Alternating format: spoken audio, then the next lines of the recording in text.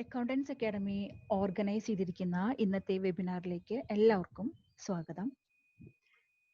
ഇന്നത്തെ ഈ വെബിനാറിൽ നമ്മൾ മെയിൻലി ഡിസ്കസ് ചെയ്യാൻ പോകുന്നത് പ്രാക്ടിക്കൽ അക്കൗണ്ടിംഗ് വർക്ക് എക്സ്പീരിയൻസ് എങ്ങനെ ലഭിക്കാം എന്നതിനെ കുറിച്ചിട്ടാണ്. ഇന്നത്തെ വെബിനാറിന്റെ ക്യാപ്ഷൻ ശ്രദ്ധിച്ചിട്ടുണ്ടാവുമല്ലോ, to get a job you need experience, to get experience you need a job. അതായത് ജോലി കിട്ടണമെങ്കിൽ എക്സ്പീരിയൻസ് വേണം, എക്സ്പീരിയൻസ് കിട്ടണമെങ്കിലോ ജോലിയും വേണം. അപ്പോൾ ജോലിക്ക് പോകാതെ തന്നെ, ജോലിയിൽ പ്രവേശിക്കാതെ തന്നെ വർക്ക് എക്സ്പീരിയൻസ് എങ്ങനെ ഉണ്ടാക്കിയെടുക്കാം, ആ വർക്ക് എക്സ്പീരിയൻസിലൂടെ എങ്ങനെ നല്ലൊരു ജോലിയിലേക്ക് പ്രവേശിക്കാൻ സാധിക്കും, ഇതൊക്കെയാണ് മെയിൻലി നമ്മൾ ഇന്ന് ഡിസ്കസ് ചെയ്യാൻ പോകുന്നത്. നിങ്ങൾക്കറിയാലോ, ഒരു കമ്പനിയിൽ ഒന്നോ രണ്ടോ വാക്കൻസീസ് റിപ്പോർട്ട് ചെയ്യുമ്പോൾ ഒരുപാട് കാൻഡിഡേറ്റ്സ് അപ്ലൈ ചെയ്യും അല്ലേ? അപ്പൊ ഈ ഒരുപാട് കാൻഡിഡേറ്റ്സിൽ നിന്നും കമ്പനി എങ്ങനെയാണ് ബെസ്റ്റ് വണ്ണിനെ സെലക്ട് ചെയ്യുക? അപ്പൊ അവിടെ ക്വാളിഫിക്കേഷൻ മാത്രമല്ല നോക്കുക, ഒപ്പം വർക്ക് എക്സ്പീരിയൻസും പെർഫോമൻസും കൂടി നോക്കും. വർക്ക് എക്സ്പീരിയൻസ് ഉണ്ടെങ്കിൽ പെർഫോമൻസ് പിന്നെ ഓട്ടോമാറ്റിക് ആയിട്ട് ഒപ്പം വന്നോളും. അപ്പോൾ വർക്ക് എക്സ്പീരിയൻസ് മസ്റ്റ് ആണ്. വർക്ക് എക്സ്പീരിയൻസ് ഉണ്ടെങ്കിലേ നമുക്ക് ഈസി ആയിട്ട് നല്ലൊരു പ്രൊഫഷൻ അച്ചീവ് ചെയ്യാനായിട്ട് സാധിക്കുള്ളൂ. അപ്പൊ ഈ വർക്ക് എക്സ്പീരിയൻസ് ലഭിക്കുന്നതിന് വേണ്ടി എന്തൊക്കെ സ്റ്റെപ്സ് ആണ് നിങ്ങൾ ഫോളോ ചെയ്യേണ്ടത്, എങ്ങനെയൊക്കെ ഈ വർക്ക് എക്സ്പീരിയൻസ് നേടിയെടുക്കാം, നമുക്ക് നോക്കാം. അതിന് മുന്നേ ഞാനൊരു കാര്യം ഡിസ്കസ് ചെയ്യാൻ പോകുന്നത്, അക്കൗണ്ടിങ് പഠിച്ചു കഴിഞ്ഞാൽ ഒരുപാട് ഓപ്പർച്യൂണിറ്റീസ് ഉണ്ട് അല്ലേ? ഒരുപാട് ഓപ്പർച്യൂണിറ്റി ഉള്ള ഒരു ഫീൽഡാണ് അക്കൗണ്ടിങ് എന്ന് പറയുന്നത്. എന്തുകൊണ്ടായിരിക്കാം അങ്ങനെ പറയുന്നത്? അക്കൗണ്ടിങ്ങിന് ഒരുപാട് ഓപ്പർച്യൂണിറ്റീസ് ഉണ്ട് എന്ന് പറയാനുള്ള കാരണം എന്തായിരിക്കാം? നിങ്ങൾക്കറിയാലോ, ഒരു ബിസിനസ് പ്രോപ്പർ വേയിൽ മുന്നോട്ട് പോകണമെങ്കിൽ ഒരുപാട് അനലൈസേഷൻ ചെയ്യേണ്ടി വരും. മെയിൻലി ബിസിനസിന്റെ എക്സ്പെൻസസ്, ഇൻകം ട്രാക്ക് ചെയ്യണം, പെർഫോമൻസ് മെഷർ ചെയ്യണം. പെർഫോമൻസ് മെഷർ ചെയ്യാൻ മീൻസ് ബിസിനസിന്റെ പ്രോഫിറ്റ് ലോസ് കാര്യങ്ങളെ കുറിച്ചിട്ട് മനസ്സിലാക്കണം. അതുപോലെ തന്നെ ഫിനാൻഷ്യൽ പൊസിഷൻ അനലൈസ് ചെയ്യണം. ഫിനാൻഷ്യൽ പൊസിഷൻ അനലൈസ് ചെയ്യാൻ മീൻസ് കമ്പനിയുടെ അസറ്റ്സിന്റെ വോളിയം എത്രത്തോളം ഉണ്ട്, ലയബിലിറ്റീസ് മീറ്റ് ചെയ്യാനായിട്ട് സഫീഷ്യൻ്റ് ആയിട്ടുള്ള അസറ്റ്സ് ബിസിനസ്സിനുണ്ടോ ഇല്ലേ, ഇത്രയും കാര്യങ്ങൾ അറിഞ്ഞാൽ മാത്രമേ ബിസിനസ്സിന്റെ ഓണേഴ്സിനും അല്ലെങ്കിൽ മാനേജ്മെന്റിനും ഇൻവെസ്റ്റേഴ്സിനും അതുപോലെ തന്നെ ഗവൺമെന്റിനും പ്രോപ്പർ വേയിൽ ഡിസിഷൻസ് എടുക്കാനായിട്ട് സാധിക്കുള്ളൂ. അതുകൊണ്ട് തന്നെ അക്കൗണ്ടിങ് പഠിച്ചവർക്ക് ഒരുപാട് ഓപ്പർച്യൂണിറ്റീസ് ആണ് ഈ ഫീൽഡിൽ സ്പ്രെഡ് ആയി കിടക്കുന്നത്. ഈ ഓപ്പർച്യൂണിറ്റീസ് എന്ന് പറയുമ്പോൾ അക്കൗണ്ടിങ്ങിൽ ഒരുപാട് വേക്കൻസീസ് അല്ലെങ്കിൽ ഒരുപാട് പോസ്റ്റുകൾ ഉണ്ട്.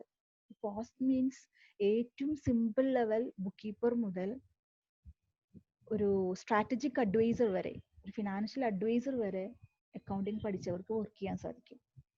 അപ്പൊ ജസ്റ്റ് നമുക്ക് ഈ ഡിഫറെന്റ് പോസ്റ്റ്സ് എന്തൊക്കെയാന്ന് നോക്കാം.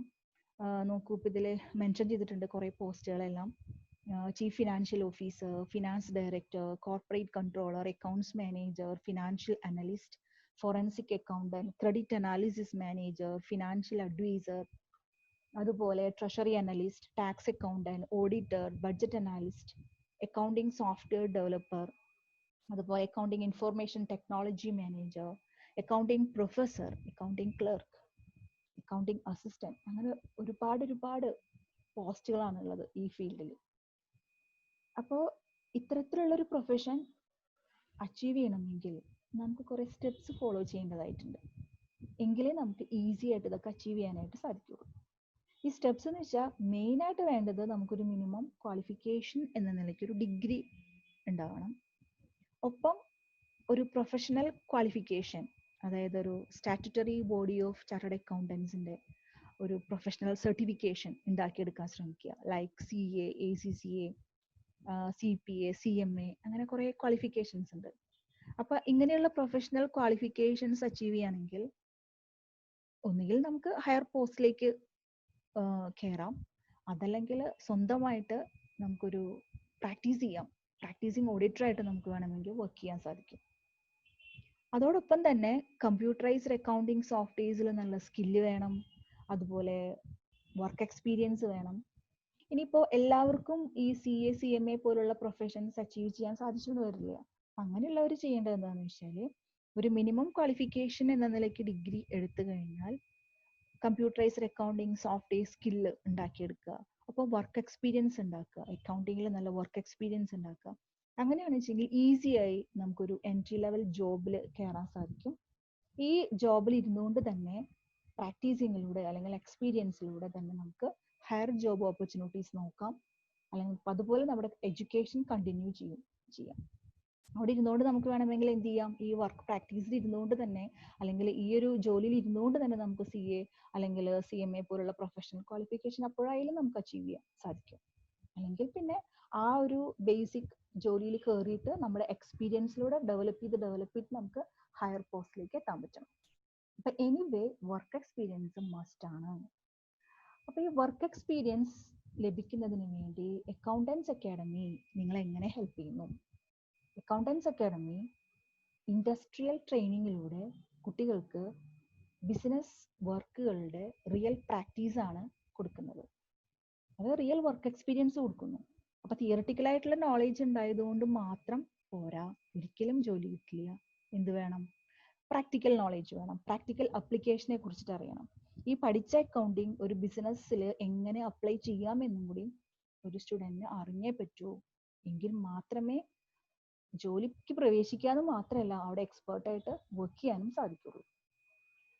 അങ്ങനെയാണ് വെച്ചെങ്കിൽ നമുക്ക് ജസ്റ്റ് ഞാൻ ആദ്യം അക്കൗണ്ടൻസ് അക്കാഡമിനെ കുറിച്ചിട്ട് ജസ്റ്റ് ഒരു ഇൻട്രൊഡക്ഷൻ തരാം. അക്കൗണ്ടൻസ് അക്കാഡമിനെ കുറിച്ച് നിങ്ങൾക്ക് ഓൾറെഡി അറിയുന്നുണ്ടാവാം, എന്നാലും ഞാൻ ജസ്റ്റ് ഒരു ഇൻട്രൊഡക്ഷൻ തരാണ്. അതിനുശേഷം നമുക്ക് എങ്ങനെ ഈ ഇൻഡസ്ട്രിയൽ ട്രെയിനിങ് അച്ചീവ് ചെയ്യാം എന്നതിനെ കുറിച്ചിട്ട് ഡിസ്കസ് ചെയ്യാം.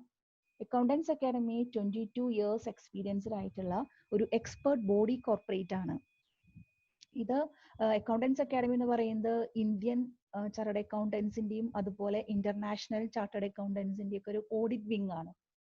അപ്പൊ അക്കൗണ്ടൻസ് അക്കാഡമിക്ക് ഓഡിറ്റ് വിങ്ങും ഉണ്ട്, അതുപോലെ ട്രെയിനിങ് വിങ്ങും ഉണ്ട്. ട്രെയിനിങ് വിങ്ങിലാണ് കുട്ടികൾക്ക് അക്കൗണ്ടിങ് പ്രാക്ടീസ് കൊടുക്കുന്നതിനുള്ള വർക്ക് പ്ലാറ്റ്ഫോം അറേഞ്ച് ചെയ്തിരിക്കുന്നത്. അപ്പോൾ ഈ അക്കൗണ്ടിങ് പ്രാക്ടീസ് കൊടുക്കുന്നത് പലതരം കോഴ്സുകളിലൂടെയാണ്. അതായത് ഏറ്റവും ചെറിയ ബേസിക് കോഴ്സ് മുതൽ ടോപ്പ് ലെവൽ പ്രൊഫഷണൽ കോഴ്സസ് വരെ അക്കൗണ്ടൻസ് അക്കാഡമി കുട്ടികൾക്ക് പ്രൊവൈഡ് ചെയ്യുന്നുണ്ട്. അപ്പോൾ ഈ top level professional course means CA, ACCA, CMA അങ്ങനെയുള്ള കോഴ്സസ്. അപ്പോൾ ഇതിൽ ഏറ്റവും ബേസ് മുതൽ ഈ ടോപ്പ് ലെവൽ വരെയുള്ള കോഴ്സസ് കൊടുക്കുമ്പോഴും ഈ തിയറിയോടൊപ്പം തന്നെ നമുക്ക് കുട്ടികൾക്ക് പ്രാക്ടീസിലൂടെയാണ് കുട്ടികളെ നമ്മൾ മുന്നോട്ട് കൊണ്ടുപോകുന്നത്.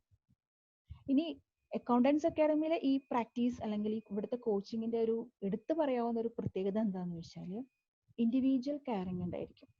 ഇൻഡിവിജ്വലി കുട്ടികളെ ഫോക്കസ് ചെയ്തുകൊണ്ട് അവരുടെ ടാലന്റ് അനുസരിച്ച് കുട്ടികളുടെ കഴിവനുസരിച്ചിട്ട് അവരെ പൊക്കിക്കൊണ്ടുവരിക. അപ്പോൾ ഒരു ഇൻഡിവിജ്വൽ കെയറിംഗ് അത് എടുത്തു പറയാവുന്നൊരു കാര്യമാണ്. അതുപോലെ തന്നെ പ്രൊഫഷണലി ക്വാളിഫൈഡ് ആയിട്ടുള്ള ഫാക്കൽറ്റീസ് ആയിരിക്കും നിങ്ങൾക്ക് കോച്ചിങ് തരുന്നത്.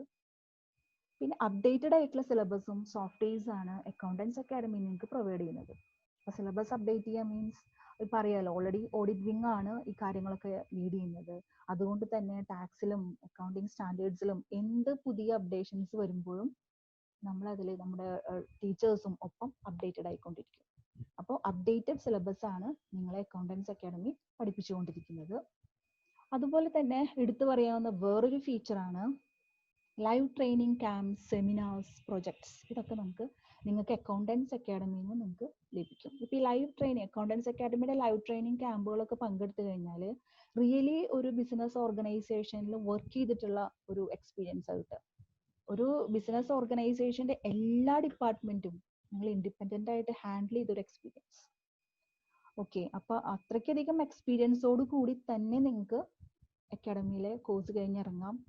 വളരെ കോൺഫിഡൻസോട് കൂടി തന്നെ നിങ്ങൾക്ക് ഇന്റർവ്യൂവിനെ ഫേസ് ചെയ്യാം, ജോലിക്ക് കയറാം. ആ ഒരു എക്സ്പീരിയൻസ്, ആ ഒരു കോൺഫിഡൻസ് ആണ് ഇങ്ങനെയുള്ള ട്രെയിനിങ് ക്യാമ്പുകളിലൂടെ നിങ്ങൾക്ക് കിട്ടുക. അതുപോലെ നമ്മുടെ ഓൺലൈൻ പ്ലാറ്റ്ഫോം ഇപ്പം അറിയാലോ, ഇപ്പം ഈ ഒരു കോവിഡ് സ്പ്രെഡ് ചെയ്തുകൊണ്ടിരിക്കുന്ന ഈ ഒരു സാഹചര്യത്തിൽ നമ്മൾ മെയിൻലി നമ്മുടെ ഓൺലൈൻ പ്ലാറ്റ്ഫോമിലൂടെയാണ് കുട്ടികൾക്ക് ട്രെയിനിങ് കൊടുത്തുകൊണ്ടിരിക്കുന്നത്. അതിൽ നമ്മുടെ ഓൺ LMS ഉണ്ട്, ലേണിംഗ് മാനേജ്മെന്റ് സിസ്റ്റം. അതിലൂടെയാണ് നമ്മൾ കുട്ടികൾക്ക് വർക്ക് പ്രാക്ടീസ് ഇപ്പോൾ കൊടുത്തുകൊണ്ടിരിക്കുന്നത്. അതായത് കുട്ടികൾക്ക് വീട്ടിലിരുന്നുകൊണ്ട് തന്നെ കമ്പനികളുടെ ഫയലുകൾ ഓപ്പൺ ചെയ്യാം, അത് പ്രാക്ടീസ് ചെയ്യാം. പിന്നെ അക്കൗണ്ടൻസ് അക്കാഡമിയിൽ എടുത്തു പറയാവുന്ന വേറൊരു പ്രത്യേകത എന്ന് പറയുന്നത് പ്ലേസ്മെന്റ് സപ്പോർട്ട്. അതായത് കമ്പനീസിൽ വാക്കൻസീസ് വരുമ്പോൾ ഒരുപാട് കമ്പനീസ് റിപ്പോർട്ട് ചെയ്യുന്നത് അക്കൗണ്ടൻസ് അക്കാഡമിയിലാണ്, റിക്വയർമെന്റ്സ് റിപ്പോർട്ട് ചെയ്യും.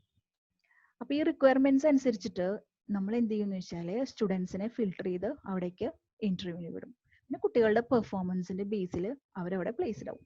അപ്പോൾ 100% പ്ലേസ്മെന്റ് സപ്പോർട്ട് അക്കൗണ്ടൻസ് അക്കാഡമിയുടെ ഭാഗത്ത് നിന്ന് ഉണ്ടാവും. അതുപോലെ തന്നെ ലൈഫ് ലോങ് സപ്പോർട്ടാണ് അക്കൗണ്ടൻസ് അക്കാഡമി സ്റ്റുഡൻസിന് വേണ്ടി പ്രൊവൈഡ് ചെയ്യുന്നത്. അതായത് അക്കൗണ്ടൻസ് അക്കാഡമിയും സ്റ്റുഡൻസും നിങ്ങളുമായിട്ടുള്ള റിലേഷൻ എന്ന് പറയുന്നത് ജസ്റ്റ് ഇവിടുത്തെ കോഴ്സോ ട്രെയിനിങ്ങോ കഴിയുന്നത് വരെ മാത്രമല്ലാണ്. ഈവൻ നിങ്ങൾ ഇവിടെ കോഴ്സ് കഴിഞ്ഞ് പോയി ജോലിക്ക് കയറി അവിടെ എന്തെങ്കിലും കാര്യങ്ങൾ നിങ്ങൾക്ക് ഡൗട്ട് വന്നു, അല്ലെങ്കിൽ ഈവൻ എപ്പോഴാണെങ്കിലും അക്കൗണ്ടിങ്ങിലോ ടാക്സിലോ എന്ത് ഡൗട്ട് വന്നാലും നിങ്ങൾക്ക് ഇവിടെ നമ്മളായിട്ട് കമ്മ്യൂണിക്കേറ്റ് ചെയ്യാം, ഡിസ്കസ് ചെയ്യാം, കാര്യങ്ങൾ ഷെയർ ചെയ്യാം. അതുകൊണ്ടാണ് ഒരു ലൈഫ് ലോങ് സപ്പോർട്ട് അക്കൗണ്ടൻസ് അക്കാഡമിയെ നിങ്ങൾക്ക് എക്സ്പെക്ട് ചെയ്യാമെന്ന് പറയാൻ കാരണം. ഇനി നമുക്ക് അക്കൗണ്ടിങ് പ്രാക്ടീസ് ലഭിക്കുന്നതിന് വേണ്ടിയിട്ടുള്ള സ്ട്രാറ്റജി, എങ്ങനെയൊക്കെ ഈ അക്കൗണ്ടിങ് പ്രാക്ടീസ് നമുക്ക് നേടിയെടുക്കാം അല്ലെങ്കിൽ നിങ്ങൾക്കത് അച്ചീവ് ചെയ്യാം എന്നതിനെ കുറിച്ചുള്ള ഒരു സ്ട്രാറ്റജിയാണ് ഞാൻ നെക്സ്റ്റ് ഡിസ്കസ് ചെയ്യാൻ പോകുന്നത്. എപ്പോഴാണ് നിങ്ങൾ ഈ അക്കൗണ്ടിങ് പ്രാക്ടീസ് അച്ചീവ് ചെയ്യേണ്ടത്, എപ്പോഴെല്ലാം ചെയ്യാൻ പറ്റും? മെയിൻലി ഇപ്പോൾ 10th കഴിഞ്ഞ സ്റ്റുഡൻസ് ആണെന്ന് വിചാരിച്ചോളൂ. ഇപ്പൊ 10th കഴിഞ്ഞ സ്റ്റുഡൻസ് ആണെങ്കിൽ അവര് ഫോക്കസ് ചെയ്തിട്ടുണ്ടെന്ന് വിചാരിക്കുക. അപ്പൊ കൊമേഴ്സ് എടുക്കണം, അവർക്കൊരു മെയിൻലി അവർ ഫോക്കസ് ചെയ്ത് കഴിഞ്ഞുവെങ്കിൽ കൊമേഴ്സ് എടുക്കാൻ അവർ പ്ലാൻ ചെയ്ത ഉടനെ അക്കൗണ്ടൻസ് അക്കാഡമിയിലെ ഫൗണ്ടേഷൻ കോഴ്സ് ചെയ്യാം. അപ്പൊ ഫൗണ്ടേഷൻ കോഴ്സ് ആ സമയത്ത് ചെയ്തു കഴിഞ്ഞാൽ basic accounting knowledge, practical oriented ആയിട്ടുള്ള റിയൽ കമ്പനികളുടെ പ്രാക്ടീസിലൂടെ, ഇൻഡസ്ട്രിയൽ ട്രെയിനിങ്ങിലൂടെ തന്നെ ആ സമയത്ത് അക്കൗണ്ടിങ്ങിലെ ബേസിക് നോളേജ് ഉറപ്പിക്കാനായിട്ട് സാധിക്കും. പിന്നെ എടുത്തു പറയാവുന്ന പ്രത്യേകത എന്താണെന്ന് വെച്ചാൽ ഈ ബേസിക് നോളേജ്, ഈ പ്രാക്ടിക്കൽ അക്കൗണ്ടിങ് നോളേജ് നിങ്ങൾക്ക് പ്രൊഫഷണൽ അക്കൗണ്ടന്റിന്റെ കയ്യിൽ നിന്ന് അല്ലെങ്കിൽ പ്രൊഫഷണൽസിന്റെ കയ്യിൽ നിന്ന് തന്നെയാണ് നിങ്ങൾക്ക് ഈ നോളേജ് ലഭിക്കുന്നത്. അപ്പോൾ 10th കഴിഞ്ഞ ഉടൻ തന്നെ പ്രൊഫഷണൽസിന്റെ കയ്യിൽ നിന്ന് അക്കൗണ്ടിങ് പ്രാക്ടീസ് ചെയ്യാനുള്ള ഒരു ഓപ്പർച്യൂണിറ്റിയാണ് അപ്പോൾ കിട്ടുന്നത്. അപ്പൊ ശരിക്കും പറഞ്ഞാൽ ഇപ്പോൾ നിങ്ങൾക്ക് അറിയാലോ, first impression should be best. അതായത് ആദ്യമായിട്ട് അക്കൗണ്ടിങ് പഠിക്കുമ്പോൾ തന്നെ നന്നായി പഠിക്കുക, ബേസിക് ക്ലിയർ ആയിട്ട് പഠിക്കുക. ബേസിക് ക്ലിയർ ആയിട്ട് പഠിക്കുക മീൻസ് അത് പ്രാക്ടീസിലൂടെ പഠിക്കുക. റിയലി ഈ അക്കൗണ്ടിങ്ങിന്റെ അപ്ലിക്കേഷൻ മനസ്സിലാക്കി, ഒരു ബിസിനസ്സിലെ ഈ അക്കൗണ്ടിങ്ങിന്റെ അപ്ലിക്കേഷൻ മനസ്സിലാക്കിക്കൊണ്ട് പഠിക്കുക. അങ്ങനെ ഒരു ഓപ്പർച്യൂണിറ്റിയാണ് 10th കഴിഞ്ഞ സ്റ്റുഡൻസിന് ഇവിടെ ഫൗണ്ടേഷൻ ചെയ്യുമ്പോൾ ലഭിക്കുന്നത്. ഓക്കെ, അപ്പൊ ഈ സമയത്ത് അത് ചെയ്തു കഴിഞ്ഞാൽ ശരിക്കും പറഞ്ഞാൽ 10th കഴിഞ്ഞിട്ടുള്ള ആ ഒരു സിറ്റുവേഷൻ എന്ന് പറയുന്നത് ശരിക്കും ഒരു ജംഗ്ഷൻ ആണല്ലോ. അവിടെ വെച്ച് അവന് ഡിസൈഡ് ചെയ്യാം കൊമേഴ്സിൽ അവന് എവിടം വരെ എത്താൻ സാധിക്കും, ഇവൻ ഒരു CA പോലുള്ള ഒരു പ്രൊഫഷൻ, ഒരു ക്വാളിഫിക്കേഷൻ അച്ചീവ് ചെയ്യാൻ പറ്റുമോ പറ്റില്ലേ, അങ്ങനെയുള്ള കാര്യങ്ങൾ അവന് ആ സമയത്ത് ഡിസൈഡ് ചെയ്യാൻ സാധിക്കും. അപ്പൊ ശരിക്കും ഈ ഒരു കോച്ചിങ്, ബേസിക് ലെവലിലുള്ള കോച്ചിങ് ഇപ്പൊ തന്നെ പ്രാക്ടിക്കൽ വേല കിട്ടുമ്പോൾ അവന് തീർച്ചയായിട്ടും അവന്റെ ഗോൾ അവിടെ സെറ്റ് ചെയ്യാം. അവൻ ഏത് ലെവൽ വരെ അക്കൗണ്ടിങ്ങിൽ എത്താൻ പറ്റും എന്നുള്ള ഗോൾ അവിടെ ഫിക്സ് ചെയ്യാനായിട്ട് സാധിക്കും. അതുമാത്രമല്ല, ഇപ്പോൾ ഇത്രയും ബേസിക് നോളേജ് ഇത്ര സ്ട്രോങ് ആയിട്ട് കിട്ടുകയാണെങ്കിൽ പിന്നെ അവിടെ നിന്ന് അങ്ങോട്ടുള്ള ഹയർ സ്റ്റഡീസും വളരെ ഈസി ആയിരിക്കും. അപ്പൊ ഇതാണ് 10th കഴിഞ്ഞ സ്റ്റുഡൻസ് ഈ ഒരു വർക്ക് എക്സ്പീരിയൻസ് ആ ഒരു ഫൗണ്ടേഷൻ കോഴ്സിലൂടെ അപ്പൊ തന്നെ കിട്ടുകയെങ്കിൽ അതിന്റെ ബെനിഫിറ്റ്സ് എന്ന് പറയുന്നത് ഇതൊക്കെയാണ്. ഇനി 10th കഴിഞ്ഞ സ്റ്റുഡൻറ് ബേസിക് നോളേജ് അവിടെ വെച്ച് ഉറപ്പിച്ചു കഴിഞ്ഞാൽ പിന്നെ ആൾക്ക്, ആ സ്റ്റുഡൻറ്റിനെ ഇപ്പോൾ +1 +2 ലെവൽ കംപ്ലീറ്റ് ആക്കുമ്പോൾ നമ്മുടെ ഹയർ ഡിപ്ലോമ അല്ലെങ്കിൽ ഇന്റർനാഷണൽ ഡിപ്ലോമ അങ്ങനെ അല്ലെങ്കിൽ പ്രൊഫഷണൽ കോഴ്സസ് സെലക്ട് ചെയ്യും. ഈവൻ പ്രൊഫഷണൽ കോഴ്സ് ഇപ്പോൾ CA CMA പോലുള്ള അല്ലെങ്കിൽ ACCA പോലുള്ള പ്രൊഫഷണൽ കോഴ്സുകൾ +2 കഴിഞ്ഞ ഉടനെ തന്നെ സെലക്ട് ചെയ്യാം. +2 കഴിയുകയോ അല്ലെങ്കിൽ +2ന്റെ ഒപ്പം ചെയ്യാനായിട്ട് സാധിക്കും. അപ്പോൾ ഇവിടെ വെച്ചിട്ട് ഈ ഒരു ലെവലിൽ ഒരു ഹയർ ഡിപ്ലോമ അല്ലെങ്കിൽ ഇന്റർനാഷണൽ ഡിപ്ലോമ എടുക്കുമ്പോൾ ഞാൻ അഡ്വാൻസ്ഡ് അക്കൗണ്ടിങ്ങിലും ഡീപ്പ് നോളേജ് കിട്ടും. പിന്നെ അവിടെ നിന്ന് അങ്ങോട്ടുള്ള ഹയർ സ്റ്റഡീസും വളരെയധികം ഈസിയാവും. പിന്നെ ഡിഗ്രി ഒക്കെ ചെയ്തുകൊണ്ടിരിക്കുമ്പോൾ തന്നെ അല്ലെങ്കിൽ ഏതെങ്കിലും ഒരു പ്രൊഫഷണൽ കോച്ചിങ്ങിൽ ഇരിക്കുമ്പോൾ തന്നെ വേണമെങ്കിൽ പാർട്ട് ടൈം ജോലിക്കും പ്രവേശിക്കാനായിട്ട് സാധിക്കും. ഇനി നെക്സ്റ്റ് സ്ട്രാറ്റജി എന്ന് പറയുന്നത് ഡിഗ്രി അല്ലെങ്കിൽ PG സ്റ്റുഡൻസ്. ഇപ്പോൾ 10th കഴിഞ്ഞപ്പോൾ ബേസിക് ചെയ്യാൻ പറ്റിയില്ല, അല്ലെങ്കിൽ +2 കഴിഞ്ഞപ്പോൾ ചെയ്യാൻ പറ്റിയില്ല, ഇപ്പോൾ ഡിഗ്രി കഴിഞ്ഞെന്ന് വിചാരിച്ചോളൂ. ഡിഗ്രി കഴിഞ്ഞു അല്ലെങ്കിൽ PG കഴിഞ്ഞു, ഇനി എന്താ എയിം ചെയ്യുന്നത്? ഒരു ജോലി കിട്ടണം. ജോലി കിട്ടണമെങ്കിൽ ഇപ്പൊ ഈവൻ ഡോക്ടേഴ്സ്, MBBS കഴിഞ്ഞ ഡോക്ടേഴ്സ് അടക്കം നല്ലൊരു പ്രൊഫഷണൽ ആവണമെങ്കിൽ അല്ലെങ്കിൽ എക്സ്പേർട്ട് ആവണമെങ്കിൽ എന്ത് വേണം? എക്സ്പീരിയൻസ് വേണം, പ്രാക്ടീസിങ് എക്സ്പീരിയൻസ് വേണം, അല്ലെങ്കിൽ പിന്നെ എക്സ്പേർട്ട് ആവാൻ പറ്റില്ല. അതുപോലെ തന്നെ ഈവൻ ഡിഗ്രി അല്ലെങ്കിൽ PG കഴിഞ്ഞാൽ തീർച്ചയായിട്ടും എക്സ്പീരിയൻസ് അല്ലെങ്കിൽ പ്രാക്ടീസ് കിട്ടണം. പ്രാക്ടീസ് കിട്ടണമെങ്കിൽ ഈ ഒരു സമയത്ത് ഡിപ്ലോമ അല്ലെങ്കിൽ ഹയർ ഡിപ്ലോമ അല്ലെങ്കിൽ international diploma or professional course ചെയ്തേ പറ്റൂ. ഇനി ഈ സമയത്ത് ആദ്യമായിട്ടാണ് ഈ ഡിപ്ലോമ ഹയർ ഡിപ്ലോമ എടുക്കുന്നുണ്ടെങ്കിൽ ആദ്യം ബേസിക് കാര്യങ്ങൾ ഉറപ്പിക്കും. ബേസിക് ഫൗണ്ടേഷൻ ഉറപ്പിച്ചതിന് ശേഷം മാത്രമേ പിന്നെ ഹയർ ലെവലിലേക്ക് കയറുള്ളൂ. അപ്പൊ ഈ ഒരു എക്സ്പീരിയൻസ് ഇവിടെ കിട്ടിക്കഴിഞ്ഞാൽ ഈ ഒരു ഡിപ്ലോമ കോഴ്സുകളിലൂടെ ആ സ്റ്റുഡന്റിന് കിട്ടുന്നത് വർക്ക് എക്സ്പീരിയൻസ് ആണ്. ഈ വർക്ക് എക്സ്പീരിയൻസ് കിട്ടിക്കഴിഞ്ഞാൽ പിന്നെ ഈസി ആയിട്ട് ഒരു പ്രൊഫഷനിലേക്ക് കയറാനായിട്ട് സാധിക്കും. ഇനി നെക്സ്റ്റ് കാറ്റഗറി എന്ന് പറയുന്നത് എന്റർപ്രണേഴ്സ്, ബിസിനസ്സുകാർ. ഈവൻ ബിസിനസ്സുകാരാണെങ്കിലും അക്കൗണ്ടിങ് എക്സ്പീരിയൻസ് വേണം. അവർക്കൊരു ഡിപ്ലോമ ഓർ ഹയർ ഡിപ്ലോമ ചെയ്യാം. അത് അവരുടെ ബേസിക് അല്ലെങ്കിൽ അഡ്വാൻസ്ഡ് അക്കൗണ്ടിങ് നോളേജ് ഉറപ്പിക്കുക എന്നതിന് മാത്രമല്ല, അവിടെ ബിസിനസ്സിനെ ഗൈഡ് ചെയ്യാനും ഫോർകാസ്റ്റ് ചെയ്യാനും അവിടെ അക്കൗണ്ടിങ് സ്റ്റാഫിനെ കൺട്രോൾ ചെയ്യാനും സൂപ്പർവൈസ് ചെയ്യാനും എല്ലാം എന്റർപ്രണേഴ്സിനെ അല്ലെങ്കിൽ ബിസിനസ്സുകാർക്ക് അക്കൗണ്ടിങ് നോളേജ് മസ്റ്റ് ആണ്. പിന്നെ അത് മാത്രമല്ല, ബിസിനസ്സുകാർക്ക് എപ്പോഴും ഫ്യൂച്ചറിനെ കുറിച്ചിട്ട് പ്ലാൻ ചെയ്യണമല്ലോ. അതായത് ഇപ്പോൾ ഒരു പ്രൊജക്റ്റിലേക്ക് ഇൻവെസ്റ്റ് ചെയ്യണോ വേണ്ടേ, അതുപോലെ വർക്കിംഗ് ക്യാപിറ്റൽ മാനേജ്മെന്റിന് വേണ്ടിയിട്ടുള്ള ഫണ്ട് എങ്ങനെ റേസ് ചെയ്യാം, അതിനെക്കുറിച്ചിട്ടുള്ള പ്ലാനിങ്, ഇതെല്ലാം ഈസി ആയിട്ട് ചെയ്യാനായിട്ട് സാധിക്കും ഇവിടുത്തെ ഇങ്ങനെയുള്ള കോഴ്സുകൾ ചെയ്യുമ്പോൾ. ഇവൻ ഫിനാൻഷ്യൽ മാനേജ്മെന്റും വർക്കിംഗ് ക്യാപിറ്റൽ മാനേജ്മെന്റും അടക്കം ഒരു എന്റർപ്രണേഴ്സിന് ഈസി ആയിട്ട് ചെയ്യാനായിട്ട് സാധിക്കും. അപ്പോൾ നമ്മളുടെ വർക്ക് എക്സ്പീരിയൻസ് എല്ലാത്തരം കാറ്റഗറീസിൽ പെട്ടിട്ടുള്ളവർക്കും അപ്ലൈ ചെയ്യാം. ഇപ്പോൾ 10th കഴിഞ്ഞ സ്റ്റുഡൻസിന്, +1 +2 കഴിഞ്ഞ സ്റ്റുഡൻസിന്, ഡിഗ്രി കഴിഞ്ഞവർക്ക്, അല്ലെങ്കിൽ എന്റർപ്രണേഴ്സിന് എനി കാറ്റഗറീസ് ആണെങ്കിലും വർക്ക് എക്സ്പീരിയൻസ് നേടാം. അപ്പോൾ ഏത് ലെവലാണെങ്കിലും നമ്മൾ ബേസിക് മുതലാണ് സ്റ്റാർട്ട് ചെയ്യുക. ബേസിക് 10th ചെയ്തവർക്ക് പിന്നെ അവിടെ നിന്ന് അങ്ങോട്ട് അപ്ഗ്രേഡേഷൻ മാത്രം ചെയ്താൽ മതിയായിരിക്കും. ഓക്കെ. ഇനി നമ്മളുടെ വർക്ക് എക്സ്പീരിയൻസ്, ഇപ്പോൾ അക്കൗണ്ടൻസ് അക്കാഡമി നിങ്ങൾക്ക് പ്രൊവൈഡ് ചെയ്യുന്ന വർക്ക് എക്സ്പീരിയൻസ് അല്ലെങ്കിൽ വർക്ക് പ്രാക്ടീസ് അല്ലെങ്കിൽ ഇൻഡസ്ട്രിയൽ ട്രെയിനിങ് എന്ന് പറയുമ്പോൾ അതിന് മെയിൻലി 2 ലെവൽസ് ഉണ്ട്. ഫസ്റ്റ് ലെവൽ പറയുന്നത് അക്കൗണ്ടിങ് ഫൗണ്ടേഷൻ ഉറപ്പിക്കുക. ഫൗണ്ടേഷൻ മീൻസ് ഇപ്പോൾ നിങ്ങൾക്ക് അറിയാലോ, basic recording, ledger, summarising, financial performance, അതായത് ഫിനാൻഷ്യൽ റിപ്പോർട്ട്സ് പ്രിപ്പയർ ചെയ്യുക, അല്ലെങ്കിൽ profit or loss account, balance sheet preparation, ഇതൊക്കെയാണല്ലോ ഫൗണ്ടേഷനിൽ വരുന്നത്. അപ്പൊ ഇത്രയും ഫൗണ്ടേഷൻസ് റിയൽ കമ്പനീസിന്റെ വർക്കുകളിലൂടെ അവനെ കൊണ്ട് ചെയ്യിപ്പിക്കും. അതാണ് അക്കൗണ്ടിങ് ഫൗണ്ടേഷനിൽ വരുന്നത്.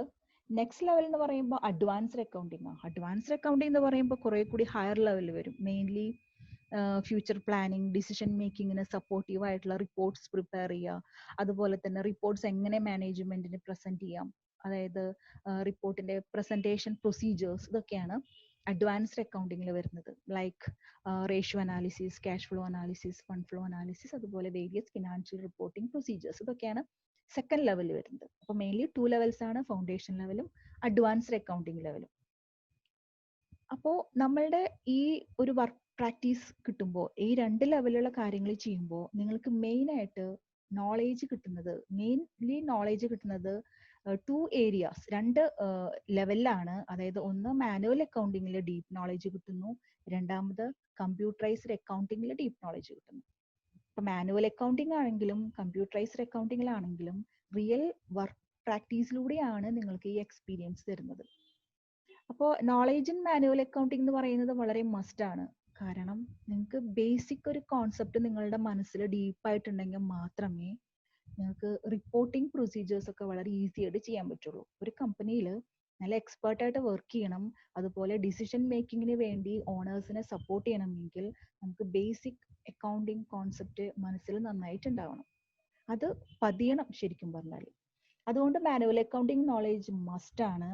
അപ്പോൾ പിന്നെ അത് മാത്രമല്ല, ഇപ്പോൾ ഈ ഡിജിറ്റൽ വേൾഡിൽ കമ്പ്യൂട്ടറൈസ്ഡ് അക്കൗണ്ടിങ് സോഫ്റ്റ്വെയർസ് ഒക്കെ യൂസ് ചെയ്യുമ്പോൾ അതിൽ കൊടുക്കുന്ന ഇൻപുട്ട് കറക്റ്റ് ആവണ്ടേ. അപ്പോൾ കൊടുക്കുന്ന ഇൻപുട്ട് കറക്റ്റ് ആവണമെങ്കിൽ നമുക്ക് ബേസിക് കോൺസെപ്റ്റും ഓക്കെ ആവണം. അപ്പൊ ഇൻപുട്ട് കറക്റ്റ് ആവണം. അതുപോലെ തന്നെ ഫിനാൻഷ്യൽ സ്റ്റേറ്റ്മെന്റ്സ് പ്രിപ്പയർ ചെയ്യുന്ന ആ ഒരു പ്രൊസീജിയേഴ്സ് ഉണ്ടല്ലോ, ആ പ്രൊസീജിയേഴ്സ് കറക്റ്റ് ആയിട്ട് നമ്മുടെ മനസ്സിലെ പതിഞ്ഞു എങ്കിൽ മാത്രമേ നമുക്ക് ഫിനാൻഷ്യൽ റിപ്പോർട്ടിംഗ് വളരെ ഭംഗിയായിട്ട് പ്രസന്റ് ചെയ്യാനും സാധിക്കുള്ളൂ. അപ്പൊ അതുകൊണ്ട് മാനുവൽ അക്കൗണ്ടിങ് നോളജ് മസ്റ്റ് ആണ്. അപ്പൊ അക്കൗണ്ടൻസ് അക്കാഡമിയിലെ വർക്ക് പ്രാക്ടീസ് ചെയ്യുമ്പോൾ നിങ്ങൾക്ക് ആദ്യം ലഭിക്കുന്നത് നോളജ് ഇൻ മാനുവൽ അക്കൗണ്ടിങ് ആയിരിക്കും. നെക്സ്റ്റ് വരുന്നത് ഇപ്പൊ നോളജ് ഇൻ മാനുവൽ അക്കൗണ്ടിങ് എന്ന് പറഞ്ഞല്ലോ. ഈ നോളജ് ഇൻ മാനുവൽ അക്കൗണ്ടിങ്ങിൽ മെയിൻലി ചെയ്യുന്ന കാര്യങ്ങളെ കുറിച്ച് ജസ്റ്റ് പറഞ്ഞു എന്ന് മാത്രമേ ഉള്ളൂ. Systematic recording of business transaction അല്ലെ, ജേണൽ, ഡേ ബുക്ക്, ലെഡ്ജർ, അതുപോലെ എങ്ങനെയാണ് registers, vouchers, schedules, trial balance, reconciliation എങ്ങനെ പ്രിപ്പയർ ചെയ്യാം, അതുപോലെ ബിസിനസിന്റെ റിസൾട്ട് എങ്ങനെ അസർട്ടൈൻ ചെയ്യാം, mainly trading and profit or loss account, അതുപോലെ ഫിനാൻഷ്യൽ പൊസിഷൻ മനസ്സിലാക്കണമെങ്കിൽ ബാലൻസ് ഷീറ്റ്, പിന്നെ ഡിസിഷൻ മേക്കിങ്ങിന് സപ്പോർട്ടീവ് ആയിട്ടുള്ള റിപ്പോർട്ട്സ് എങ്ങനെ ഉണ്ടാക്കാം, ഈ റിപ്പോർട്ട്സ് എങ്ങനെയാണ് ബിസിനസ് യൂസേഴ്സിനായിട്ട് നമ്മൾ കമ്മ്യൂണിക്കേറ്റ് ചെയ്യുന്നത്, ആ റിപ്പോർട്ടിംഗ് പ്രൊസീജിയേഴ്സ് എന്തൊക്കെയാണ്, ഇതൊക്കെ മാനുവൽ അക്കൗണ്ടിങ്ങിൽ നമ്മൾ കവർ ചെയ്യും. നെക്സ്റ്റ് ലെവൽ ഓഫ് നോളജ് എന്ന് പറയുന്നത് കമ്പ്യൂട്ടറൈസ്ഡ് അക്കൗണ്ടിങ് നോളജ് ആണ്. നിങ്ങൾക്കറിയാം ഇപ്പോൾ കമ്പ്യൂട്ടറൈസ്ഡ് അക്കൗണ്ടിങ് ആണ് എല്ലാ ബിസിനസ് ഓർഗനൈസേഷൻസിലും യൂസ് ചെയ്യുന്നത്. അപ്പോൾ കമ്പ്യൂട്ടറൈസ്ഡ് അക്കൗണ്ടിങ് നോളജ് മസ്റ്റ് ആണ്. പറയാലോ, ഇപ്പോൾ കമ്പ്യൂട്ടറൈസ്ഡ് അക്കൗണ്ടിങ് എന്ന് പറയുമ്പോൾ അത് മോർ ആക്യുറേറ്റ് ആണ്, അപ്ഡേറ്റഡ് ആണ്, അതുപോലെ ടൈം സേവിങ് ഉണ്ട്, കോസ്റ്റ് സേവിങ് ഉണ്ട്, എല്ലാം ഫാസ്റ്റ് ആയിട്ട് നമുക്ക് അക്കൗണ്ടിങ് ചെയ്യാൻ പറ്റും, റിപ്പോർട്ട്സ് എടുക്കാൻ പറ്റും. അപ്പൊ അതുകൊണ്ട് കമ്പ്യൂട്ടറൈസ്ഡ് അക്കൗണ്ടിങ് നോളജ് ഇല്ലാതെ നമുക്ക് ഒരിക്കലും വർക്ക് ചെയ്യാൻ സാധിക്കില്ല. അപ്പൊ ആദ്യം നേടിയെടുക്കേണ്ടത് മാനുവൽ അക്കൗണ്ടിങ്ങിലെ ബേസിക് കോൺസെപ്റ്റ് ക്ലിയർ ആക്കുക, പിന്നെ കമ്പ്യൂട്ടറൈസ്ഡ് അക്കൗണ്ടിങ് നോളജ് മസ്റ്റ്. അപ്പോൾ കമ്പ്യൂട്ടറൈസ്ഡ് അക്കൗണ്ടിങ് സോഫ്റ്റ്വെയർസ് ഹാൻഡിൽ ചെയ്യുന്നതിൽ നിങ്ങൾ എപ്പോഴും വെൽ എക്സ്പീരിയൻസ്ഡ് ആയിരിക്കണം. അപ്പോൾ നമുക്ക് ഇമ്പോർട്ടൻ്റ് ആയിട്ടുള്ള കുറച്ച് കമ്പ്യൂട്ടറൈസ്ഡ് അക്കൗണ്ടിങ് സോഫ്റ്റ്വെയർസിനെ കുറിച്ചിട്ടാണ് നെക്സ്റ്റ് പറയുന്നത്. ഇപ്പൊ ടാലി ERP9, അതുപോലെ SAP, ക്യുബ് പീച്ച്ട്രീ, അങ്ങനെ കുറേ അക്കൗണ്ടിങ് സോഫ്റ്റ്വെയർസ് ഉണ്ട്. മെയിൻലി ടാലി ERP9 എന്ന് പറയുമ്പോൾ ഒരു ഇന്ത്യൻ ബേസ്ഡ് ആയിട്ടുള്ള ഒരു അക്കൗണ്ടിങ് സോഫ്റ്റ്വെയർ ആണ്. SAP മെയിൻലി ഫോക്കസ് ചെയ്യുന്നത് MNCസിലും മൾട്ടിനാഷണൽ കമ്പനീസിലാണ്. ക്യുബ് പറയുമ്പോൾ ഒരു ഓൺലൈൻ അക്കൗണ്ടിങ് സോഫ്റ്റ്വെയർ ആണ്. പീച്ച്ട്രീ ഒരു ഇന്റർനാഷണൽ അക്കൗണ്ടിങ് സോഫ്റ്റ്വെയർസ് ആണ്. അപ്പൊ ഇത്തരത്തിലുള്ള സോഫ്റ്റ്വെയർസിൽ നിങ്ങൾക്ക് ഡീപ്പ് നോളജ് ഉണ്ടെങ്കിൽ ഏത് കമ്പ്യൂട്ടറൈസ്ഡ് അക്കൗണ്ടിങ് സോഫ്റ്റ്വെയർസും നിങ്ങൾക്ക് ഈസി ആയിട്ട് ഹാൻഡിൽ ചെയ്യാം. ഇപ്പോൾ ഫോർ എക്സാമ്പിൾ ഇപ്പോൾ ഒരു കമ്പനിക്ക് വേണ്ടി ഓർഗനൈസ് ചെയ്ത അല്ലെങ്കിൽ പ്രോഗ്രാം ചെയ്തിട്ടുള്ള ഒരു സോഫ്റ്റ്വെയർ ആണെന്ന് വിചാരിച്ചോളൂ. ഈവൻ ആ സോഫ്റ്റ്വെയർ ആണെങ്കിലും നിങ്ങൾക്ക് സ്വയം ചെയ്യാൻ പറ്റും. കാരണം നിങ്ങൾക്ക് ടാലിയിലും അല്ലെങ്കിൽ പീച്ച്ട്രീയിലും ക്യുബിലും SAPയിലും ഒക്കെ നല്ല നോളജ് ഉണ്ട്. അപ്പൊ ഏത് സോഫ്റ്റ്വെയർ ആണെങ്കിലും നിങ്ങൾക്ക് ഈസി ആയിട്ട് ഹാൻഡിൽ ചെയ്യാൻ സാധിക്കും. ഇനി ഈ ഇത്തരത്തിലുള്ള സോഫ്റ്റ്വെയർസിനോടൊപ്പം തന്നെ നിങ്ങൾക്ക് മൈക്രോസോഫ്റ്റ് എക്സലിലും നല്ല നോളജ് വേണം. കാരണം മാനേജ്മെന്റ് റിപ്പോർട്ടിങ്ങിന് മൈക്രോസോഫ്റ്റ് എക്സൽ മസ്റ്റ് ആണ്.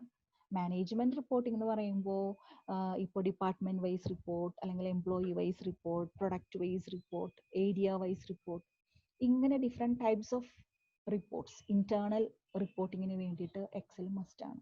എക്സൽ ഇല്ലാതെ ഒരു ജോലി വളരെയധികം ബുദ്ധിമുട്ടാണ്, ചെയ്യാൻ പറ്റില്ല. എക്സൽ മസ്റ്റ് ആയിട്ടും പഠിക്കണം. അതുപോലെ തന്നെ ടാക്സ് ഫയലിംഗ് പ്രൊസീജിയേഴ്സും അറിയാലോ. ഇപ്പോ GST അറിയാത്ത, GST അക്കൗണ്ടിങ് അറിയാത്ത, GSTയുടെ ഫയലിംഗ് പ്രൊസീജിയേഴ്സ് അറിയാത്ത ഒരാൾക്കും ജോലി കിട്ടാൻ ബുദ്ധിമുട്ടാണ്, ജോലി കിട്ടില്ല. അപ്പൊ മന്ത്ലി GSTയുടെ ഫയലിംഗ് ഉണ്ട്. GSTR 3B ഫയൽ ചെയ്യണം, GSTR 1 ഫയൽ ചെയ്യണം, GSTR 2ന്റെ ഡീറ്റെയിൽസ് ചെയ്യാൻ അറിയണം. ഇതൊക്കെ മന്ത്ലി ചെയ്യേണ്ട കാര്യങ്ങളാണ്. അതുപോലെ ഇൻകം ടാക്സിന് വേണ്ടിയിട്ടുള്ള അക്കൗണ്ടിങ് പ്രൊസീജിയേഴ്സ് ഉണ്ട്. ഇത്രയും കാര്യങ്ങളെ കുറിച്ചിട്ടും നമുക്കറിയണം, എങ്കിൽ മാത്രമേ നല്ലൊരു ടാക്സ് അക്കൗണ്ടന്റ് ആയിട്ട് വർക്ക് ചെയ്യാനായിട്ട് സാധിക്കൂ. ഓക്കെ. ഇനി അതോടൊപ്പം തന്നെ എനിക്ക് ഞാൻ എടുത്തു പറയുന്ന ഒരു പോയിന്റ് ആണ് IFRS, international financial reporting standards. നിങ്ങൾ കേട്ടിട്ടുണ്ടാവും. ഇന്റർനാഷണൽ ഫിനാൻഷ്യൽ റിപ്പോർട്ടിംഗ് സ്റ്റാൻഡേർഡ്, ഇതിലുള്ള ഒരു അവയർനെസ് എപ്പോഴും നല്ലതാണ്. അത് നിങ്ങൾക്കൊരു ആഡ് ഓൺ ക്വാളിഫിക്കേഷൻ ആയിരിക്കും. അപ്പൊ ഇന്റർനാഷണൽ ഫിനാൻഷ്യൽ റിപ്പോർട്ടിംഗ് സ്റ്റാൻഡേർഡ്സ് എന്ന് പറയുമ്പോൾ ശരിക്കും പറഞ്ഞാൽ ഒരു ഗ്ലോബൽ ലാംഗ്വേജ് ആണ്. ഈ ഗ്ലോബൽ ലാംഗ്വേജ് എന്ന് എടുത്തു പറയാൻ കാരണം, ഇപ്പോ ബിസിനസ്സിന് ശരിക്കും പറഞ്ഞാൽ ഇന്റർനാഷണൽ ബൗണ്ടറീസ് ഇല്ല. അതായത് ബൗണ്ടറീസ് ഇല്ലാതെയാണ് ശരിക്കും ബിസിനസ് ഒക്കെ സ്പ്രെഡ് ചെയ്ത് പോയിക്കൊണ്ടിരിക്കുന്നത്. ഇപ്പൊ ഫോർ എക്സാമ്പിൾ, ഇന്ത്യയിലുള്ള കമ്പനിക്ക് അബ്രോഡ്സിലൊക്കെ അതിന്റെ സെന്റേഴ്സ് ഉണ്ടാവും, അതിന്റെ ബ്രാഞ്ചസ് ഉണ്ടാവും. അപ്പോൾ ഈവൻ അമേരിക്കയിൽ ഉണ്ടാവും, അതുപോലെ തന്നെ ബ്രിട്ടനിൽ ഉണ്ടാവും, അങ്ങനെയുള്ള ഡിഫറെന്റ് കൺട്രീസിൽ എന്തുണ്ടാവും, ബ്രാഞ്ചസ് ഉണ്ടാവും. അപ്പൊ അങ്ങനെ വരുമ്പോ ഈ പല കൺട്രീസിലുള്ള കമ്പനികളുടെ ഈ ബ്രാഞ്ചസിനെ കൺസോൾഡേറ്റ് ചെയ്യേണ്ടി വരും, കൺസോൾഡേറ്റ് ചെയ്ത് റിപ്പോർട്ട് കൊടുക്കേണ്ടി വരും. അപ്പോൾ എങ്ങനെയാണ് ഈ ബൗണ്ടറി ഇല്ലാതെ കിടക്കുന്ന ഈ കമ്പനികളെ നമുക്ക് കൺസോൾഡേറ്റ് ചെയ്യാൻ പറ്റുക? അല്ലെങ്കിൽ എങ്ങനെയാണ് സിൻക്രണൈസ് ചെയ്യാൻ പറ്റുക നോക്കാം. മീൻസ് ഇന്ത്യയിലുള്ള കമ്പനി ആച്ചെങ്കിൽ അത് ഇന്ത്യൻ അക്കൗണ്ടിങ് സ്റ്റാൻഡേർഡ് വെച്ചിട്ടാണ് അതിൽ ഫിനാൻഷ്യൽ സ്റ്റേറ്റ്മെന്റ്സ് പ്രിപ്പയർ ചെയ്തിട്ടുണ്ടാവുക. അതേസമയം യു എസിലുള്ള ഈ കമ്പനിയുടെ അനദർ ബ്രാഞ്ചിൽ അവിടുത്തെ സ്റ്റാൻഡേർഡ് വെച്ചിട്ടാണ് പ്രിപ്പയർ ചെയ്തിട്ടുണ്ടാവുക. യു കെയിലുള്ള അനദർ ബ്രാഞ്ചിനോ അവിടുത്തെ സ്റ്റാൻഡേർഡ് വെച്ചിട്ടാണ് പ്രിപ്പയർ ചെയ്തിട്ടുണ്ടാവുക. അപ്പൊ പിന്നെ എങ്ങനെയാണ് നമ്മൾ ഇതിനെ സിൻക്രണൈസ് ചെയ്തുകൊണ്ട് അല്ലെങ്കിൽ ഇന്റഗ്രേറ്റ് ചെയ്തുകൊണ്ട് റിപ്പോർട്ട്സ് എങ്ങനെ എടുക്കുക? ഈ കമ്പനികളെ എങ്ങനെ നമുക്ക് കമ്പയർ ചെയ്യാൻ പറ്റുക? എല്ലാം പല പല സ്റ്റാൻഡേർഡ്സിലാണ് പ്രിപ്പയർ ചെയ്തിരിക്കുന്നത്. അപ്പൊ അതുകൊണ്ട് മസ്റ്റ് ആണ് ഒരു ഗ്ലോബൽ അക്കൗണ്ടിങ് ലാംഗ്വേജ് മസ്റ്റ് ആണ്. അതായത് എല്ലാ നേഷനിലും ഒരുപോലെ അപ്ലിക്കബിൾ ആയിട്ടുള്ള സ്റ്റാൻഡേർഡ് വേണം. അങ്ങനെ എല്ലാ നേഷനിലും ഒരുപോലെ അപ്ലിക്കബിൾ ആയിട്ടുള്ള സ്റ്റാൻഡേർഡ് ആണ് ഇന്റർനാഷണൽ ഫിനാൻഷ്യൽ റിപ്പോർട്ടിംഗ് സ്റ്റാൻഡേർഡ്. അത് international accounting standards board IASB ആണ് അത് ഇൻട്രൊഡ്യൂസ് ചെയ്തിരിക്കുന്നത്. ഇതിന് നമ്മൾ വേറൊരു പേര് പറയും കോമൺ അക്കൗണ്ടിംഗ് ലാംഗ്വേജ്. IFRS എന്ന് വെച്ചാൽ ഒരു കോമൺ അക്കൗണ്ടിംഗ് ലാംഗ്വേജിന് വേണ്ടിയിട്ടാണ് IFRS ഇൻട്രൊഡ്യൂസ് ചെയ്തിരിക്കുന്നത്. അപ്പൊ ഇങ്ങനെ IFRS ലൂടെ റിപ്പോർട്ടിംഗ് ഉണ്ടെങ്കിൽ മാത്രമേ നമുക്ക് കമ്പനി ടു കമ്പനി അനലൈസ് ചെയ്യാനും ഡിഫറെന്റ് കൺട്രി വൈസ് ആയിട്ടുള്ള കമ്പനീസിനെ അനലൈസ് ചെയ്യണമെങ്കിൽ IFRS മസ്റ്റ് ആണ്. അപ്പോൾ നമുക്ക് ശരിക്കും പറഞ്ഞാൽ ബ്ലൂ ചിപ്പ് കമ്പനീസ് ഒക്കെ ഉണ്ടല്ലോ, ഹയർ കമ്പനീസ് ഒക്കെ, ഹയർ ലെവലിലുള്ള എല്ലാ കമ്പനീസും MNCs ഒക്കെ ഇപ്പോൾ IFRS അഡോപ്റ്റ് ചെയ്ത് കഴിഞ്ഞു. ഇപ്പൊ ഫോർ എക്സാമ്പിൾ കുറെ കമ്പനീസിന്റെ പേര് ഞാൻ ലിസ്റ്റ് ഔട്ട് ചെയ്തിട്ടുണ്ട്. ഇപ്പൊ Wipro, Infosys, Mahindra and Mahindra, Tata Motors, textile companies like Bombay dying, അതുപോലെ തന്നെ ഫാർമ ഫേം, അങ്ങനെയുള്ള എല്ലാ MNCസിലും ഇപ്പൊ IFRS ആണ് അഡോപ്റ്റ് ചെയ്തിരിക്കുന്നത്. അപ്പോൾ IFRS എന്നുള്ള ഈ ഒരു ആഡ് ഓൺ ക്വാളിഫിക്കേഷൻ ഉണ്ടെങ്കിൽ നിങ്ങൾക്ക് MNCസിലൊക്കെ വാക്കൻസീസ് ഒക്കെ വരുമ്പോൾ നിങ്ങളെ ആയിരിക്കും പ്രിഫർ ചെയ്യുക. ഇപ്പോൾ ഇന്ത്യയിലും ഇന്ത്യൻ അക്കൗണ്ടിങ് സ്റ്റാൻഡേർഡും IFRS ആയിട്ട് കൺവേർജ് ചെയ്ത് കഴിഞ്ഞു. അപ്പൊ ഇനി കുറച്ച് കഴിഞ്ഞാൽ IFRS ഇല്ലാതെ വർക്ക് ചെയ്യാൻ പറ്റില്ല, IFRS ഇല്ലാത്തവർക്ക് മുൻഗണന ഇല്ലാത്ത ഒരു സിറ്റുവേഷൻ വരും. അതുകൊണ്ട് ഒപ്പം ഇപ്പൊ ഈ നിങ്ങൾ ഓൾറെഡി ഇപ്പോൾ ഡിഗ്രി അല്ലെങ്കിൽ +1 +2 ഡിഗ്രി ക്വാളിഫിക്കേഷൻ എടുത്തുകൊണ്ടിരിക്കുന്നു, നിങ്ങൾ വർക്ക് എക്സ്പീരിയൻസ് കിട്ടുന്നു, ഒപ്പം IFRS പോലുള്ള ക്വാളിഫിക്കേഷൻസും കൂടി അച്ചീവ് ചെയ്യാനായിട്ട് ശ്രമിക്കുക. ഇനി എനിക്ക് നെക്സ്റ്റ് ഞാനൊരു കമ്പ്യൂട്ടറൈസ്ഡ് അക്കൗണ്ടിങ് സോഫ്റ്റ്വെയർസിനെ കുറിച്ചിട്ട് ഒരു മെയിൻലി ഞാൻ ടാലിനെ കുറിച്ചിട്ട് ജസ്റ്റ് ഒന്ന് നിങ്ങൾക്ക് ഒരു ഇൻട്രൊഡക്ഷൻ തരാൻ പോവാണ്. ടാലി എങ്ങനെ നമുക്ക് ടാലിയിൽ വർക്ക് ചെയ്യാം, വളരെ സിമ്പിൾ ആയിട്ട് എങ്ങനെ ടാലി യൂസ് ചെയ്യാം ജസ്റ്റ് ഒന്ന് ഞാൻ കാണിച്ചു തരാം. ടാലി ERP9 എന്ന് പറയുമ്പോൾ it is an ERP means entrepreneurs resource planning ആണിത്. എന്റർപ്രണേഴ്സ് റിസോഴ്സ് പ്ലാനിങ്ങിന് വേണ്ടിയിട്ടുള്ള ഒരു പ്രോഗ്രാം. ഇതൊരു പവർഫുൾ ആയിട്ടുള്ള വളരെ സ്ട്രോങ് ആയിട്ടുള്ള ഒരു അക്കൗണ്ടിങ് സോഫ്റ്റ്വെയർ ആണ്. വളരെ ഈസിയായി നമുക്ക് അക്കൗണ്ടിങ് ഡേ ടു ഡേ കാര്യങ്ങൾ അതിലേക്ക് നമുക്ക് റെക്കോർഡിങ് ചെയ്യാം. അതുപോലെ എല്ലാ ഓപ്പറേഷൻസും വളരെ ഈസി ആയിട്ട് ഇന്റഗ്രേറ്റ് ചെയ്യാം. Like inventory, manufacturing, sales, finance, purchase, ഇതിൽ വരുന്ന ഓരോ പ്രൊസീജിയേഴ്സും വളരെ ഈസി ആയിട്ട് നമുക്ക് ടാലിയിൽ ഹാൻഡിൽ ചെയ്യാൻ സാധിക്കും. വളരെ ഇഫക്റ്റീവ് ആയിട്ടുള്ള മാനേജ്മെന്റ് റിപ്പോർട്ട്സും ടാലിയിൽ നിന്ന് നമുക്ക് പ്രൊഡ്യൂസ് ചെയ്യാനായിട്ട് സാധിക്കും. അപ്പോൾ ടാലിയിൽ എങ്ങനെ വർക്ക് ചെയ്യാം അതാണ് ഞാൻ നെക്സ്റ്റ് പറയാൻ പോകുന്നത്. അപ്പോൾ ഞാൻ ജസ്റ്റ് ഒന്ന് ടാലി സോഫ്റ്റ്വെയറിന്റെ സ്ക്രീൻ ഒന്ന് ഷെയർ ചെയ്യാട്ടോ. ടാലിയുടെ സ്ക്രീൻ കാണുന്നുണ്ടല്ലോ അല്ലേ? ഇപ്പൊ ഇത് ടാലിയുടെ ഒരു കമ്പനി ഇൻഫർമേഷൻ മെനു ആണ്. ടാലി ഓപ്പൺ ചെയ്ത ഉടനെ ഈ മെനുവിലാണ് വരിക. ഞാനിപ്പോൾ ജസ്റ്റ് ഒരു കമ്പനി ഇതിൽ ഓൾറെഡി വർക്ക് ചെയ്തുകൊണ്ടിരിക്കുന്ന ഒരു കമ്പനീനെ ഞാൻ സെലക്ട് ചെയ്യാണ്. ഞാൻ ഇനി പറയാൻ പോകുന്നത് ടാലിനെ കുറിച്ചിട്ടൊരു ഇൻട്രൊഡക്ഷൻ ആണ്. ഇപ്പൊ ടാലിയിൽ എങ്ങനെയാണ് നമുക്ക് വർക്ക് ചെയ്യാൻ സാധിക്കുക, എങ്ങനെ ഡാറ്റ എൻട്രി ഇടാം, അതുപോലെ വളരെ സിമ്പിൾ ആയിട്ട് ടാലിയിൽ എങ്ങനെ നമുക്ക് റിപ്പോർട്ട്സ് എടുക്കാം, അങ്ങനെയുള്ള കുറച്ച് കാര്യങ്ങളാണ് ഞാനിപ്പോൾ അതിനെ കുറിച്ചിട്ടാണ് ഞാനൊരു ഇൻട്രൊഡക്ഷൻ ഇപ്പോൾ തരാൻ പോകുന്നത്. ഇപ്പൊ ഞാൻ ഓൾറെഡി ഒരു കമ്പനി ഓപ്പൺ ആക്കി വെച്ചിട്ടുണ്ട്, ഇൻടെക് പ്രൈവറ്റ് ലിമിറ്റഡ്. ഇത് ഡൽഹി ബേസ്ഡ് ആയിട്ടുള്ള ഒരു കമ്പനിയാണ്. ഇത് ഇലക്ട്രോണിക്സ് ഐറ്റംസ് ഡീൽ ചെയ്യുന്ന ഒരു കമ്പനിയാണ്. ഇപ്പോൾ നമുക്കിപ്പോൾ ഒരു എക്സാമ്പിൾ ആയിട്ടെ, ഇപ്പോൾ മോണിറ്റർ ഇപ്പോൾ കമ്പ്യൂട്ടർ മോണിറ്ററിന്റെ പർച്ചേസ്, സെയില്, ഇതൊക്കെ എങ്ങനെ ടാലിയിൽ ചെയ്യാൻ നോക്കാം. അതുപോലെ വളരെ സിമ്പിൾ ആയിട്ട് ഇപ്പോൾ പേയ്മെന്റ്, റെസീറ്റ്, അങ്ങനെയുള്ള ട്രാൻസാക്ഷൻ എങ്ങനെ ചെയ്യാം, അതുപോലെ അത് ബേസ്ഡ് ആയിട്ടുള്ള റിപ്പോർട്ട്സ് എങ്ങനെ എടുക്കാം, അതൊക്കെയാണ് ഞാനിപ്പോൾ ടാലിയിൽ നിങ്ങൾക്ക് കാണിച്ചു തരാൻ പോകുന്നത്. ഇപ്പോൾ ടാലിയിൽ നോക്കൂ, ഫസ്റ്റ്ലി ഈ മെനു എടുക്കുന്നുണ്ട്, gateway of Tally. Gateway of ടാലിയിൽ മാസ്റ്റേഴ്സ് മെനു ഉണ്ട്. മാസ്റ്റേഴ്സ് മെനുവിന്റെ ഉള്ളിൽ അക്കൗണ്ട്സ് ഇൻഫർമേഷൻ, അതുപോലെ ഇൻവെന്ററി ഇൻഫർമേഷൻ. അക്കൗണ്ട്സ് ഇൻഫർമേഷൻ്റെ ഉള്ളിലാണ് നമുക്ക് ലെഡ്ജേഴ്സ്. നമുക്ക് ട്രാൻസാക്ഷൻസ് ചെയ്യണമെങ്കിൽ ആദ്യം തന്നെ ലെഡ്ജേഴ്സിനെ ക്രിയേറ്റ് ചെയ്യണം. അപ്പോൾ നമുക്ക് ആവശ്യമായിട്ടുള്ള ലെഡ്ജേഴ്സ് ഒക്കെ ക്രിയേറ്റ് ചെയ്യണമെങ്കിൽ ഈ സ്റ്റെപ്പിലൂടെയാണ് നമ്മൾ പോകേണ്ടത്. അതുപോലെ ഇൻവെൻട്രിയുമായി കണക്റ്റഡ് ആയിട്ടുള്ള എല്ലാ കാര്യങ്ങളും, ഐറ്റം ക്രിയേറ്റ് ചെയ്യണം, ഗ്രൂപ്പ് ക്രിയേറ്റ് ചെയ്യണം, യൂണിറ്റ് ക്രിയേറ്റ് ചെയ്യണം, അങ്ങനെയുള്ള കാര്യങ്ങളൊക്കെ ചെയ്യാനാണ് ഇൻവെന്ററി ഇൻഫർമേഷൻ എന്നുള്ള ഒരു മെനുവിലൂടെയാണ് നമ്മൾ അതൊക്കെ ചെയ്യുക. ഇനി എൻട്രീസ് ഇടുന്നതിന് ഇപ്പൊ നമുക്ക് പർച്ചേസ്, സെയിൽ, പേയ്മെന്റ്, റെസീറ്റ് അങ്ങനെയുള്ള എൻട്രീസ് ഇടുന്നതിന് വേണ്ടിയിട്ടാണ് അക്കൗണ്ടിങ് വൗച്ചേഴ്സ് ഉപയോഗിക്കുന്നത്. അപ്പൊ ജസ്റ്റ് ഞാൻ അക്കൗണ്ടിങ് വൗച്ചേഴ്സ് എടുത്തിട്ട് ഇപ്പോൾ ഓൾറെഡി ഒരു വൗച്ചർ ഇവിടെ ഓപ്പൺ ആയി കിടക്കുന്നുണ്ട്, പേയ്മെന്റ് വൗച്ചർ. ഇനി നോക്കൂ, നമുക്ക് കീബോർഡിൽ കണ്ടു F6 എന്നുള്ള ഫംഗ്ഷൻ കീ പ്രസ് ചെയ്ത് കഴിഞ്ഞാൽ റിസീറ്റ് വൗച്ചർ വരും. അതുപോലെ F7 ഫംഗ്ഷൻ കീ പ്രസ് ചെയ്ത് കഴിഞ്ഞാൽ ജേണൽ വൗച്ചർ വരും. അങ്ങനെ ഓരോ വൗച്ചറിലും അതതുമായിട്ട് ആ വൗച്ചറുമായി റിലേറ്റഡ് ആയിട്ടുള്ള എൻട്രീസ് മാത്രമേ ഇടാൻ പറ്റുള്ളൂ. ഇപ്പൊ പേയ്മെന്റ് ആണെന്ന് വെച്ചെങ്കിൽ ഔട്ട്ഫ്ലോ ഓഫ് മണി, അതാണ് പേയ്മെന്റിൽ ചെയ്യുക. റെസീറ്റ് ആണെങ്കിൽ ഇൻഫ്ലോ ഓഫ് മണി, അതാണ് റെസീറ്റിൽ ചെയ്യുക. അപ്പൊ ജേണൽ എന്ന് പറയുമ്പോൾ ക്യാഷുമായിട്ട് റിലേറ്റഡ് അല്ലാത്ത ട്രാൻസാക്ഷൻസ് ഒക്കെയാണ് ജേണലിൽ ചെയ്യേണ്ടി വരിക. അതുപോലെ F9 പ്രസ് ചെയ്ത് കഴിഞ്ഞാലോ പർച്ചേസിന്റെ എൻട്രി F9 എന്നുള്ള വൗച്ചറിലാണ് ഇടാൻ സാധിക്കുക. അതുപോലെ F8 പ്രസ് ചെയ്ത് കഴിഞ്ഞാൽ നമുക്ക് സെയിൽസിന്റെ എൻട്രി ഇടാം. ഫോർ എക്സാമ്പിൾ ഞാനൊരു എൻട്രി സിമ്പിൾ ആയിട്ട് ഇട്ട് കാണിച്ചു തരാം. പർച്ചേസ്, ഒരു പർച്ചേസ് ട്രാൻസാക്ഷൻ ചെയ്യാന്ന് വിചാരിച്ചോളൂ. അപ്പോൾ പർച്ചേസ് ചെയ്യാണ്, ഇപ്പോൾ മോണിറ്റർ ആണ് നമ്മൾ പർച്ചേസ് ചെയ്യുന്നതെന്ന് വിചാരിക്കും. അപ്പോൾ ഇവിടെ സപ്ലയറുടെ ഇൻവോയ്സ് നമ്പർ, നമ്മൾ പർച്ചേസ് ചെയ്യുമ്പോൾ നമുക്ക് ബിൽ നമ്പർ ഉണ്ടാവുമല്ലോ, ആ ബിൽ നമ്പർ അതുപോലെ ബിൽ ഡേറ്റ് ഒക്കെ ഈ പെർട്ടിക്കുലർ ഏരിയയിലാണ് ബിൽ നമ്പർ ഒക്കെ കൊടുക്കേണ്ടത്. അതുപോലെ പാർട്ടിയുടെ പേര്, നമ്മുടെ സപ്ലയറുടെ പേര് കൊടുക്കുക. ഇപ്പോൾ ഫോർ എക്സാമ്പിൾ ഞാനിപ്പോൾ ഓൾറെഡി ഇതിൽ സപ്ലൈസ് എടുക്കുന്നുണ്ട്. ഞാനൊരു എക്സാമ്പിൾ ആയിട്ട് ഇപ്പോൾ ഒരു സപ്ലയറെ ഞാൻ ക്രിയേറ്റ് ചെയ്തു. ഇപ്പോൾ ഹീര ഏജൻസീസിന്റെ കയ്യിൽ നിന്നാണ് നമുക്ക് ആവശ്യമായിട്ടുള്ള മോണിറ്റേഴ്സ് ഒക്കെ പർച്ചേസ് ചെയ്യാന്ന് വിചാരിച്ചോളൂ. അപ്പൊ ഞാൻ ഹീര ഏജൻസീസ് കൊടുത്തു. അപ്പൊ ഹീര ഏജൻസീസിന്റെ അഡ്രസ് ഒക്കെ കൊടുക്കാനുള്ള ഒരു ഏരിയ ആണിത്. അത് കഴിഞ്ഞിട്ടുണ്ടെങ്കിൽ ഇവിടെ ഒരു പർച്ചേസ് ലെഡ്ജർ. ഈ പർച്ചേസ് വൗച്ചറിൽ ഒരു ട്രാൻസാക്ഷൻ ഇടുമ്പോൾ അത് ഓട്ടോമാറ്റിക് ആയിട്ട് പർച്ചേസ് ലെഡ്ജറിൽ ആ എൻട്രി എഫക്ട് ചെയ്യണമല്ലോ. അതിനുവേണ്ടി ഇവിടെ പർച്ചേസ് എന്നുള്ള അക്കൗണ്ട് കൊടുക്കണം. ഇനിയിപ്പോൾ GST-മായിട്ട് റിലേറ്റഡ് ആയിട്ടുള്ള ട്രാൻസാക്ഷൻ ഒക്കെ ചെയ്യുമ്പോൾ ഏത് ടാക്സ് റേറ്റ് ആണോ അത് വെച്ച് നോക്കിയിട്ട് ഇപ്പോൾ 28%, 18% പർച്ചേസ് ഏതാണെങ്കിൽ നോക്കി സെലക്ട് ചെയ്യണം. ഇപ്പൊ തൽക്കാലം ഞാൻ GST ഇല്ലാതെ സിമ്പിൾ ആയിട്ടാണ് ചെയ്യുന്നത്. അപ്പൊ ഞാൻ പർച്ചേസ് കൊടുത്തു. നെയിം ഓഫ് ഐറ്റം, ഏത് ഐറ്റം ആണ് നമ്മൾ പർച്ചേസ് ചെയ്യുന്നത്. അപ്പോൾ ഐറ്റം ലിസ്റ്റ് ഇതിൽ ഓൾറെഡി കിടക്കുന്നുണ്ട്. ഇനി അതല്ല പുതിയൊരു ഐറ്റം ഇവിടെ ക്രിയേറ്റ് ചെയ്യണമെങ്കിൽ Alt+C എന്നുള്ളൊരു ഷോർട്ട് കീ ഉപയോഗിച്ചാൽ നമുക്കൊരു പുതിയ ഐറ്റം ഇവിടെ ക്രിയേറ്റ് ചെയ്യാനായിട്ട് സാധിക്കും. അല്ലെങ്കിൽ പിന്നെ സ്പേസ് ബാർ അടിക്കുക. സ്പേസ് ബാർ അടിച്ചു കഴിഞ്ഞാൽ ഐറ്റം ലിസ്റ്റ് റൈറ്റ് സൈഡിൽ വരും. അപ്പോൾ അതിൽ നമ്മുടെ ഐറ്റം ഏതാണെങ്കിൽ സെലക്ട് ചെയ്യുക. അപ്പോൾ ഫോർ എക്സാമ്പിൾ ഞാൻ മോണിറ്റർ Acer 30 inch എന്നുള്ള ഐറ്റം ആണ് സെലക്ട് ചെയ്തിരിക്കുന്നത്.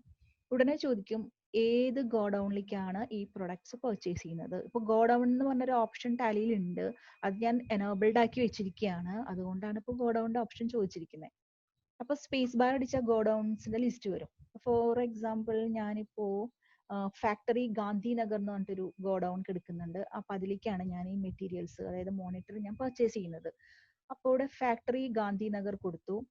ഞാനൊരു 50 ഐറ്റം ആണ് ഇപ്പോൾ പർച്ചേസ് ചെയ്യാൻ പോകുന്നത്. അപ്പൊ അതിന്റെ റേറ്റ് ഒക്കെ ഓട്ടോമാറ്റിക് ആയിട്ട് വന്നു. ഇതൊക്കെ ഞാൻ സെറ്റ് ചെയ്ത് വെച്ചിട്ടുണ്ട്, അതുകൊണ്ട് റേറ്റ് ഒക്കെ ഓട്ടോമാറ്റിക് ആയിട്ട് വന്നു. ഇനി എൻ്റർ അടിച്ചു കഴിഞ്ഞാൽ ഇപ്പൊ നോക്കൂ, കഴിഞ്ഞു. ഇത്രേ ഉള്ളൂ ട്രാൻസാക്ഷൻ. ഇനി അടുത്ത ഐറ്റം ഉണ്ടെങ്കിൽ ഇവിടെ അടിയിൽ കൊടുക്കാം. ഇപ്പൊ നെക്സ്റ്റ് ഞാൻ മോണിറ്റർ ഡെല്ലിന്റെ മോണിറ്ററും കൂടി പർച്ചേസ് ചെയ്യണമെന്ന് വിചാരിക്കൂ. അപ്പൊ മോണിറ്റർ ഡെൽ 20 inch. വീണ്ടും ചോദിക്കും ഗോഡൌണിന്റെ പേര്. അപ്പൊ ഞാൻ ഇവിടെ കൊടുക്കുകയാണ് ഫാക്ടറി ഗാന്ധിനഗർ. ക്വാണ്ടിറ്റി ഞാൻ ഇതും ഒരു 50 numbers ആണ് വാങ്ങിക്കുന്നത്. അപ്പൊ അതിന്റെ റേറ്റ് ഓട്ടോമാറ്റിക് ആയിട്ട് വന്നു. ഇത്രയും ഐറ്റംസ് ആണ് ഞാൻ ഹീര ഏജൻസീസിന്റെ കയ്യിൽ നിന്ന് പർച്ചേസ് ചെയ്തത്. ഇനി എൻ്റർ അടിക്കുക, ജസ്റ്റ് സേവ് ചെയ്യുക. അപ്പൊ പർച്ചേസ് കഴിഞ്ഞു. ഇനി ഈ പർച്ചേസ് ചെയ്ത ഐറ്റം നമുക്ക് സെയിൽ നടത്താം. സെയിൽസ് എങ്ങനെയാ ചെയ്യാൻ നോക്കാം. ജസ്റ്റ് സെയിൽസ് ചെയ്യണമെങ്കിൽ ടാലിയിൽ വൗച്ചറിന്റെ കീ ആണ് F8 എന്നുള്ള ഫംഗ്ഷൻ കീ പ്രസ് ചെയ്ത് കഴിഞ്ഞാൽ സെയിൽസ് ആക്റ്റീവ് ആവും.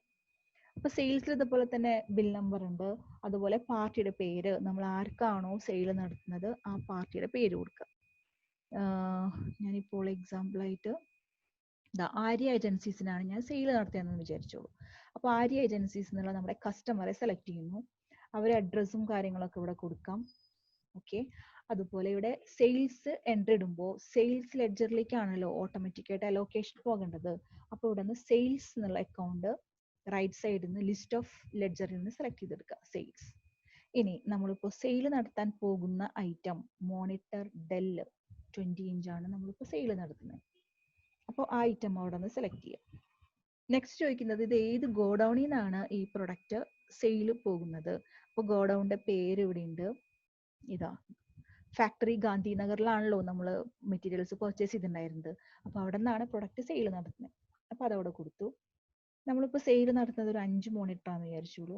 നമ്മുടെ സെല്ലിംഗ് റേറ്റ് 9000 ആണ്. അപ്പോൾ അതവിടെ ഓട്ടോമാറ്റിക്കായിട്ട് വന്നു. ഇതാണ് സെയിൽസിന്റെ എൻട്രി. ഇനി നോക്കൂ, ഇതിലിപ്പോ ഡാറ്റ എൻട്രി മാത്രമല്ല ടാലിയിൽ ചെയ്യാൻ പറ്റുക, അത് ബില്ലിംഗ് പർപ്പസിന് വേണ്ടി ഉപയോഗിക്കാം.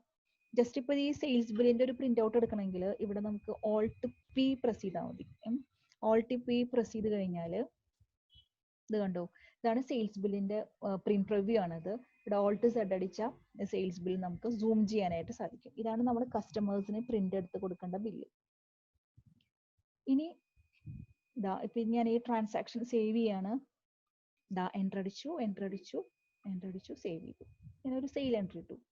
അതുപോലെ നമുക്ക് പേയ്മെന്റ് കൊടുക്കാം. അപ്പൊ സാലറി കൊടുക്കണം, എംപ്ലോയീസിന് സാലറി കൊടുക്കണമെങ്കിൽ പേയ്മെന്റ് വൗച്ചർ ആണ് കിട്ടേണ്ടത്. അപ്പൊ പേയ്മെന്റ് വൗച്ചർ എടുക്കണമെങ്കിൽ F5 എന്നുള്ള ഫംഗ്ഷൻ കീ ഉപയോഗിച്ചാൽ മതി. അപ്പൊ ഈ ഫംഗ്ഷൻ കീ ഉപയോഗിച്ചാൽ നോക്കൂ, സാലറി ഞാനിവിടെ റൈറ്റ് സൈഡിൽ നിന്ന് അക്കൗണ്ട് സെലക്ട് ചെയ്തു. സാലറി അക്കൗണ്ട്, സാലറിയുടെ എമൗണ്ട് എത്രയാണെങ്കിൽ കൊടുക്കുക.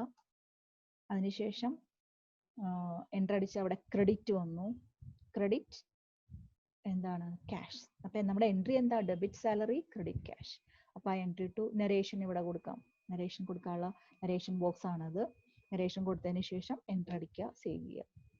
അതുപോലെ റിസീറ്റ്, മണി ഇൻഫ്ലോ വരുന്നുണ്ടെങ്കിൽ F6 എന്നുള്ള ഫംഗ്ഷൻ കീ ഉപയോഗിച്ചിട്ടാണ് ചെയ്യേണ്ടത്. അപ്പൊ ഇങ്ങനെയാണ് ടാലിയിൽ എൻട്രീസ് ഇടുന്നത്.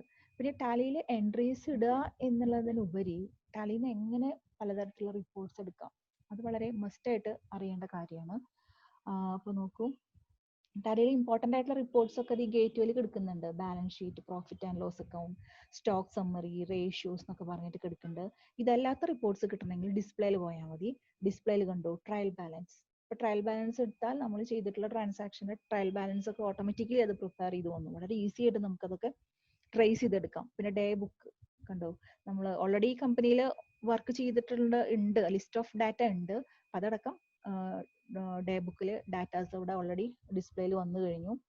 അതുപോലെ തന്നെ നമുക്ക് ലെഡ്ജർ വൈസ് റിപ്പോർട്ട് എടുക്കാം. അക്കൗണ്ട് ബുക്സ് എടുത്ത് ലെഡ്ജർ എടുത്ത് കണ്ടോ. ഇപ്പൊ നമുക്ക് ബാങ്ക് റിപ്പോർട്ട് കിട്ടണമെങ്കിൽ ഇപ്പോൾ കനറ ബാങ്കിന്റെ റിപ്പോർട്ട് കിട്ടണം. അപ്പൊ കനറ ബാങ്ക് എടുത്തു കഴിഞ്ഞാൽ മാത്രം ട്രാൻസാക്ഷൻസ് ഇവിടെ കാണിച്ചു തരും.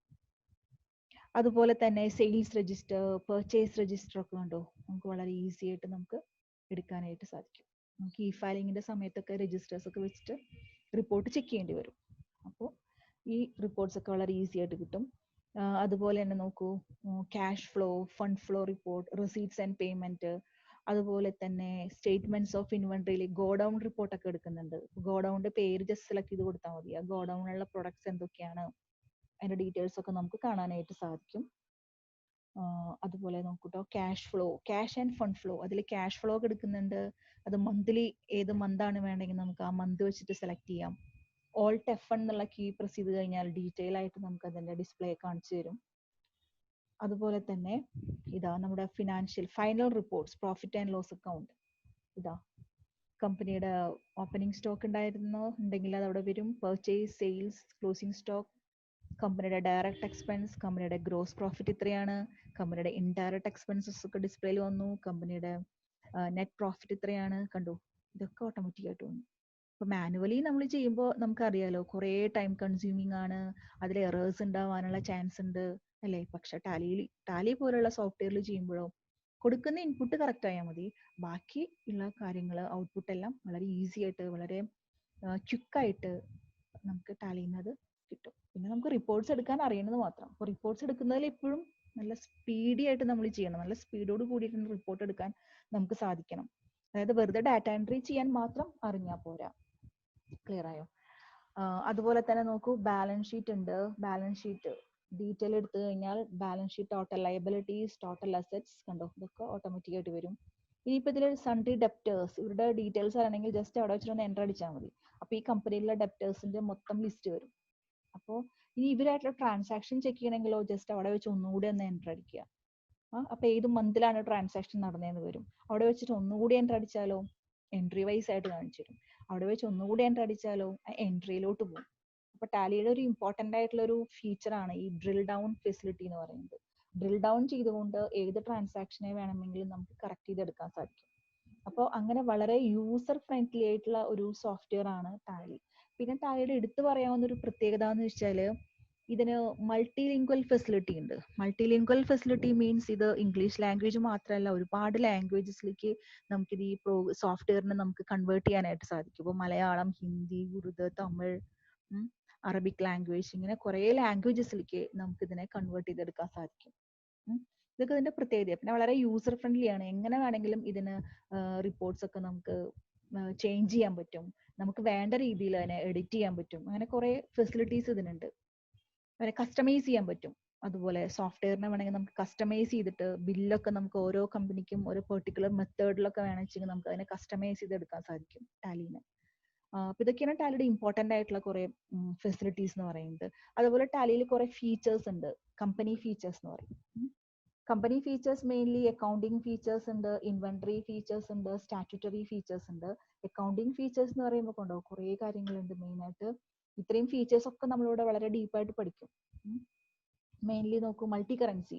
ഇപ്പോൾ എക്സ്പോർട്ടിങ് ഇമ്പോർട്ടിങ് പോലെയുള്ള ഫങ്ഷൻസ് ഒക്കെ ചെയ്യണമെങ്കിൽ കറൻസി എക്സ്ചേഞ്ച് ട്രാൻസാക്ഷൻ, ഇനി അതുപോലെ എക്സ്ചേഞ്ചിലുള്ള ഡിഫറൻസ്, എക്സ്ചേഞ്ച് റേറ്റിലുള്ള ഡിഫറൻസ് കൊണ്ട് കമ്പനിക്ക് വരുന്ന ലോസ് അല്ലെങ്കിൽ പ്രോഫിറ്റ്, അതൊക്കെ ഓട്ടോമാറ്റിക് ആയിട്ട് ഇതിൽ വർക്ക്ഔട്ട് ചെയ്ത് വരും. പിന്നെ ബിൽ വൈസ് മാനേജ്മെന്റ്, ഔട്ട്സ്റ്റാൻഡിങ് ബില്ലുകൾ, റിസീവബിൾസ്, പേയബിൾസ്, ഇതൊക്കെ നമുക്ക് ബില്ല് വെച്ചിട്ട് പെട്ടെന്ന് തന്നെ ട്രാക്ക് ചെയ്യാൻ പറ്റും. അതുപോലെ കുറേ വളരെ ഇമ്പോർട്ടൻ്റ് ആയിട്ടുള്ള റിപ്പോർട്ടാണ് ഏജ് വൈസ് റിപ്പോർട്ട്. കസ്റ്റമേഴ്സിന്റെയും സപ്ലൈസിന്റെ ഒക്കെ ഏജ് വൈസ് റിപ്പോർട്ട് നമുക്ക് ചെയ്യാൻ പറ്റും. അതുപോലെ തന്നെ പേറോൾ മാനേജ്മെന്റ്, ഒരുപാട് എംപ്ലോയീസ് ഉള്ള ഒരു കമ്പനിയിൽ ഓട്ടോമാറ്റിക് ആയിട്ട് സ്റ്റാഫിന്റെ സാലറി, അവരുടെ ബോണസ്, അവരുടെ അലവൻസസ്, റിഡക്ഷൻസ്, ഇതൊക്കെ PF ESI കാൽക്കുലേഷൻ ഇതൊക്കെ ഓട്ടോമാറ്റിക് ആയിട്ട് വരും ഈ പേറോൾ എന്നുള്ള ഒരു ഓപ്ഷൻ വെച്ചിട്ട്. അതുപോലെ കോസ്റ്റ് സെന്റർ എന്നുള്ള ഓപ്ഷൻ, അത് ഡിപ്പാർട്ട്മെന്റ് വൈസ് നമുക്ക് കോസ്റ്റും ഇൻകം ഒക്കെ നമുക്ക് ഡിറ്റക്ട് ചെയ്യാം.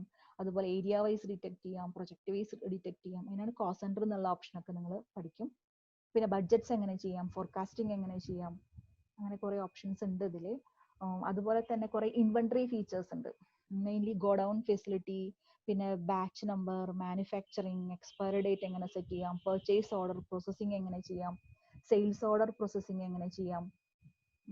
അതുപോലെ തന്നെ മൾട്ടിപ്പിൾ പ്രൈസ് ലെവൽസ്, പ്രൊഡക്ട്സിന്റെ സെല്ലിംഗ് പ്രൈസസ് ഒക്കെ മൾട്ടിപ്പിൾ കാറ്റഗറി വെച്ചിട്ട് പ്രൈസ് ലെവൽസ് ഒക്കെ സെറ്റ് ചെയ്യാൻ പറ്റും. പിന്നെ പ്രൊഡക്ട്സിന്റെ ഡെലിവറി നോട്ട്, റെസീറ്റ് നോട്ട്, അതുമായിട്ട് കാര്യങ്ങൾ, ബില്ലുകളൊക്കെ എങ്ങനെ ട്രാക്ക് ചെയ്യാം.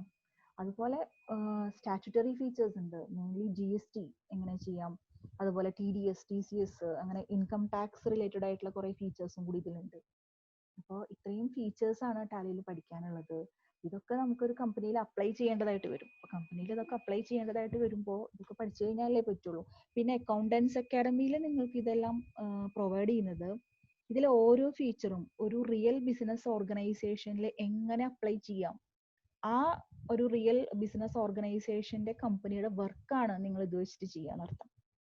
മനസ്സിലായി? ഇപ്പൊ ഫോർ എക്സാമ്പിൾ ഇപ്പൊ കോസ്റ്റ് സെന്റർ ആണ് നിങ്ങൾ ഇന്ന് പഠിക്കുന്നതെന്ന് വിചാരിക്കുക. അപ്പൊ കോസ്റ്റ് സെന്റർ ജസ്റ്റ് ടാലിയിൽ എങ്ങനെ ചെയ്യാന്ന് മാത്രമല്ല പറഞ്ഞുതരിക, കോസ്റ്റ് സെന്റർ അപ്ലൈ ചെയ്തിട്ടുള്ള ഒരു കമ്പനിയുടെ വർക്ക് നിങ്ങൾക്ക് തരും.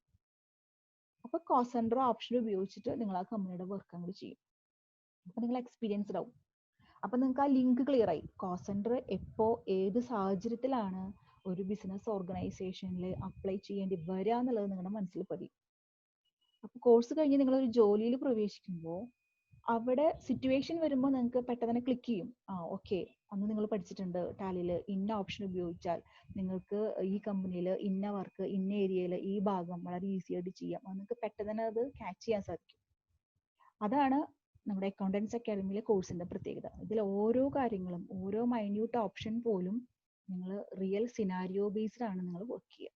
ഓക്കെ, ഇത്രയും കാര്യങ്ങളാണ് എനിക്ക് ടാലിയിൽ മെയിൻലി പറയാനുള്ളത്. ഇനി നിങ്ങൾക്ക് നെക്സ്റ്റ് സെഷൻ എന്ന് പറയുന്നത് SAP നെ കുറിച്ചിട്ട് ജസ്റ്റ് ഒരു ഇൻട്രൊഡക്ഷൻ ആണ്. അടുത്ത SAP അതുപോലെ എക്സലിനെ കുറിച്ചിട്ട് ജസ്റ്റ് ഒരു ഇൻട്രൊഡക്ഷനും കൂടി തരും. അത് കഴിഞ്ഞിട്ട് ഒരു ഇന്ററാക്ഷൻ സെഷൻ ഉണ്ടാവും. ഇന്ററാക്ഷൻ സെഷനിൽ നിങ്ങൾക്ക് എന്ത് ഡൗട്ട് ഉണ്ടെങ്കിലും ചോദിക്കാം, ക്ലിയർ ആക്കാം. Okay, thank you. Hi everyone. Next നമ്മൾ ഡിസ്കസ് ചെയ്യാൻ പോകുന്ന topic Microsoft Office Excel and SAP സോഫ്റ്റ്വെയറിനെ കുറിച്ചാണ്. നമുക്ക് ഫസ്റ്റ് അതിൽ എക്സൽ സോഫ്റ്റ്വെയറിലേക്ക് കടക്കാം. Microsoft Excel 2016 Accountants Academy provide ചെയ്യുന്നത് എക്സൽ 2016 ആണ് പ്രൊവൈഡ് ചെയ്യുന്നത്.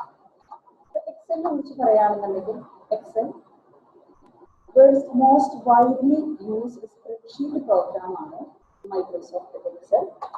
അതോടൊപ്പം തന്നെ എക്സൽ നമുക്ക് യൂസ് ചെയ്യുകയാണെന്നുണ്ടെങ്കിൽ ഡിഫറെന്റ് ടൈപ്പ് ഓഫ് ചാർട്ട്സ്, അതുപോലെ തന്നെ ബഡ്ജറ്റ്സ്, സർവേ റിസൾട്ട് അനാലിസിസ്, ഇതെല്ലാം നമുക്ക് ചെയ്യാനായിട്ട് ഈസി ആയിട്ട് ചെയ്യാനായിട്ട് എക്സലിലുള്ള നോളേജ് ഉണ്ടെങ്കിൽ നമുക്ക് ചെയ്യാനായിട്ട് സാധിക്കും.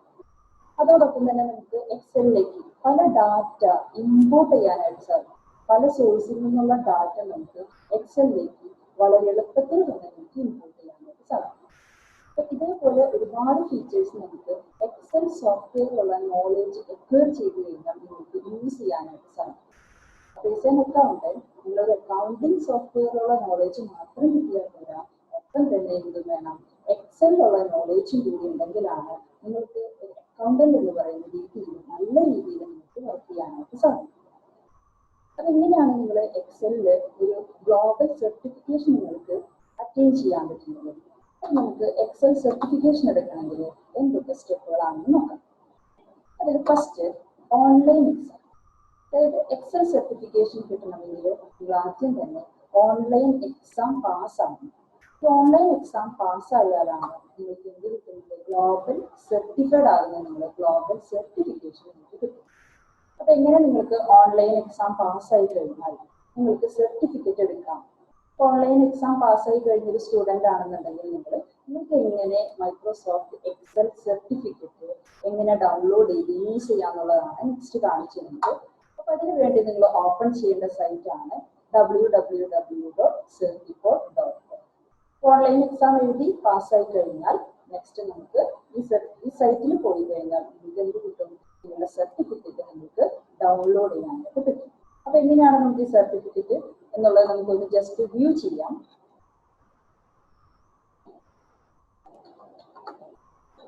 അപ്പൊ അതിനായിട്ട് നമ്മൾ ഏത് സൈറ്റ് എടുക്കണം എന്ന് പറഞ്ഞു, www.certiport.com എന്ന് പറയുന്ന സൈറ്റിലാണ് നമ്മൾ പോകുന്നത്. നമ്മൾ ആ സൈറ്റിലേക്ക് പോകുന്നു.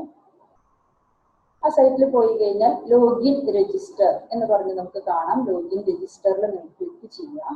നിങ്ങൾ ഓൺലൈൻ എക്സാം എഴുതുന്ന സമയത്ത് ഓരോ സ്റ്റുഡൻറ്റിനും അവരുടേതായ ഒരു യൂസർ ഐ ഡി പാസ്വേഡ് ഉണ്ടായിരിക്കും. ആ യൂസർ ഐ ഡി പാസ്വേഡ് കൊടുത്തുകൊണ്ടാണ് നമ്മളിവിടെ ലോഗിൻ ചെയ്തത്. ഓൾറെഡി പാസ്സായിട്ടുള്ള ഒരു സ്റ്റുഡൻറ്റിന്റെ യൂസർ ഐ ഡി ആണ് ഇവിടെ എൻ്റർ ചെയ്ത് കൊടുക്കുന്നത്. അതേപോലെ തന്നെ പാസ്വേഡും എൻ്റർ ചെയ്ത് കൊടുക്കാം. എന്നിട്ട് നമ്മൾ ലോഗിൻ ചെയ്യാം. ലോഗിൻ ചെയ്യുമ്പോൾ നിങ്ങളുടെ യൂസർ ഐ ഡി പാസ്വേഡ് വെച്ച് നിങ്ങളുടെ നെയിമിലുള്ള ലോഗിനിലേക്ക് ഓപ്പൺ ചെയ്യാൻ പറ്റും. ഓപ്പൺ ചെയ്ത് വന്നിട്ടുണ്ടായിരിക്കും. ഇതില് താഴേക്കൊന്ന് സ്ക്രോൾ ചെയ്ത് കഴിഞ്ഞാൽ നിങ്ങളുടെ മാർക്ക് നിങ്ങൾക്ക് യൂസ് ചെയ്യാനായിട്ട് സാധിക്കും. മൈ ട്രാൻസ്ക്രിപ്റ്റിൽ ക്ലിക്ക് ചെയ്ത് കഴിഞ്ഞാൽ നിങ്ങളുടെ സർട്ടിഫിക്കറ്റ് നിങ്ങൾക്ക് യൂസ് ചെയ്യാം. മൈ ട്രാൻസ്ക്രിപ്റ്റിൽ ക്ലിക്ക് ചെയ്യുക. തൊട്ട് താഴെ PDF കാണാം. PDF ക്ലിക്ക് ചെയ്യും. PDF ക്ലിക്ക് ചെയ്ത് കഴിഞ്ഞാൽ നിങ്ങൾക്ക് നിങ്ങളുടെ സർട്ടിഫിക്കറ്റ് യൂസ് ചെയ്യും. നിങ്ങൾക്ക് അത് ഡൗൺലോഡ് ചെയ്ത് യൂസ് ചെയ്യാനായിട്ട് സാധിക്കും. ഇങ്ങനെയാണ് മൈക്രോസോഫ്റ്റ് എക്സൽ സർട്ടിഫിക്കറ്റ് നിങ്ങൾക്ക് വ്യൂ ചെയ്യാനായിട്ട് സാധിക്കുന്നത്. ഗ്ലോബൽ സർട്ടിഫൈഡ് ആണെന്നുണ്ടെങ്കിൽ നിങ്ങൾക്കത് ഡൗൺലോഡ് ചെയ്ത് ഈസി ആയിട്ട് നിങ്ങൾക്ക് യൂസ് ചെയ്യാം. ഓൺലൈൻ എക്സാം എഴുതി പാസ്സാവാണ് വേണ്ടത്. ഇത്രയാണ് നമുക്ക് എക്സൽ സോഫ്റ്റ്വെയറിനെ കുറിച്ച് പറയാനുള്ളത്. നെക്സ്റ്റ് നമുക്ക് SAP സോഫ്റ്റ്വെയറിലേക്ക് കാണാം. SAP എന്ന് പറയുന്നത് system applications products in data processing. ഇതാണ് SAPയുടെ എക്സ്പാൻഡഡ് ഫോം. മൾട്ടിനാഷണൽ കമ്പനീസ് ആണ് SAP പോലുള്ള സോഫ്റ്റ്വെയർ യൂസ് ചെയ്യുന്നത്. അപ്പൊ ടാറ്റ, റിലയൻസ് പോലുള്ള കമ്പനീസ് എല്ലാം SAP സോഫ്റ്റ്വെയർ ആണ് യൂസ് ചെയ്യുന്നത്.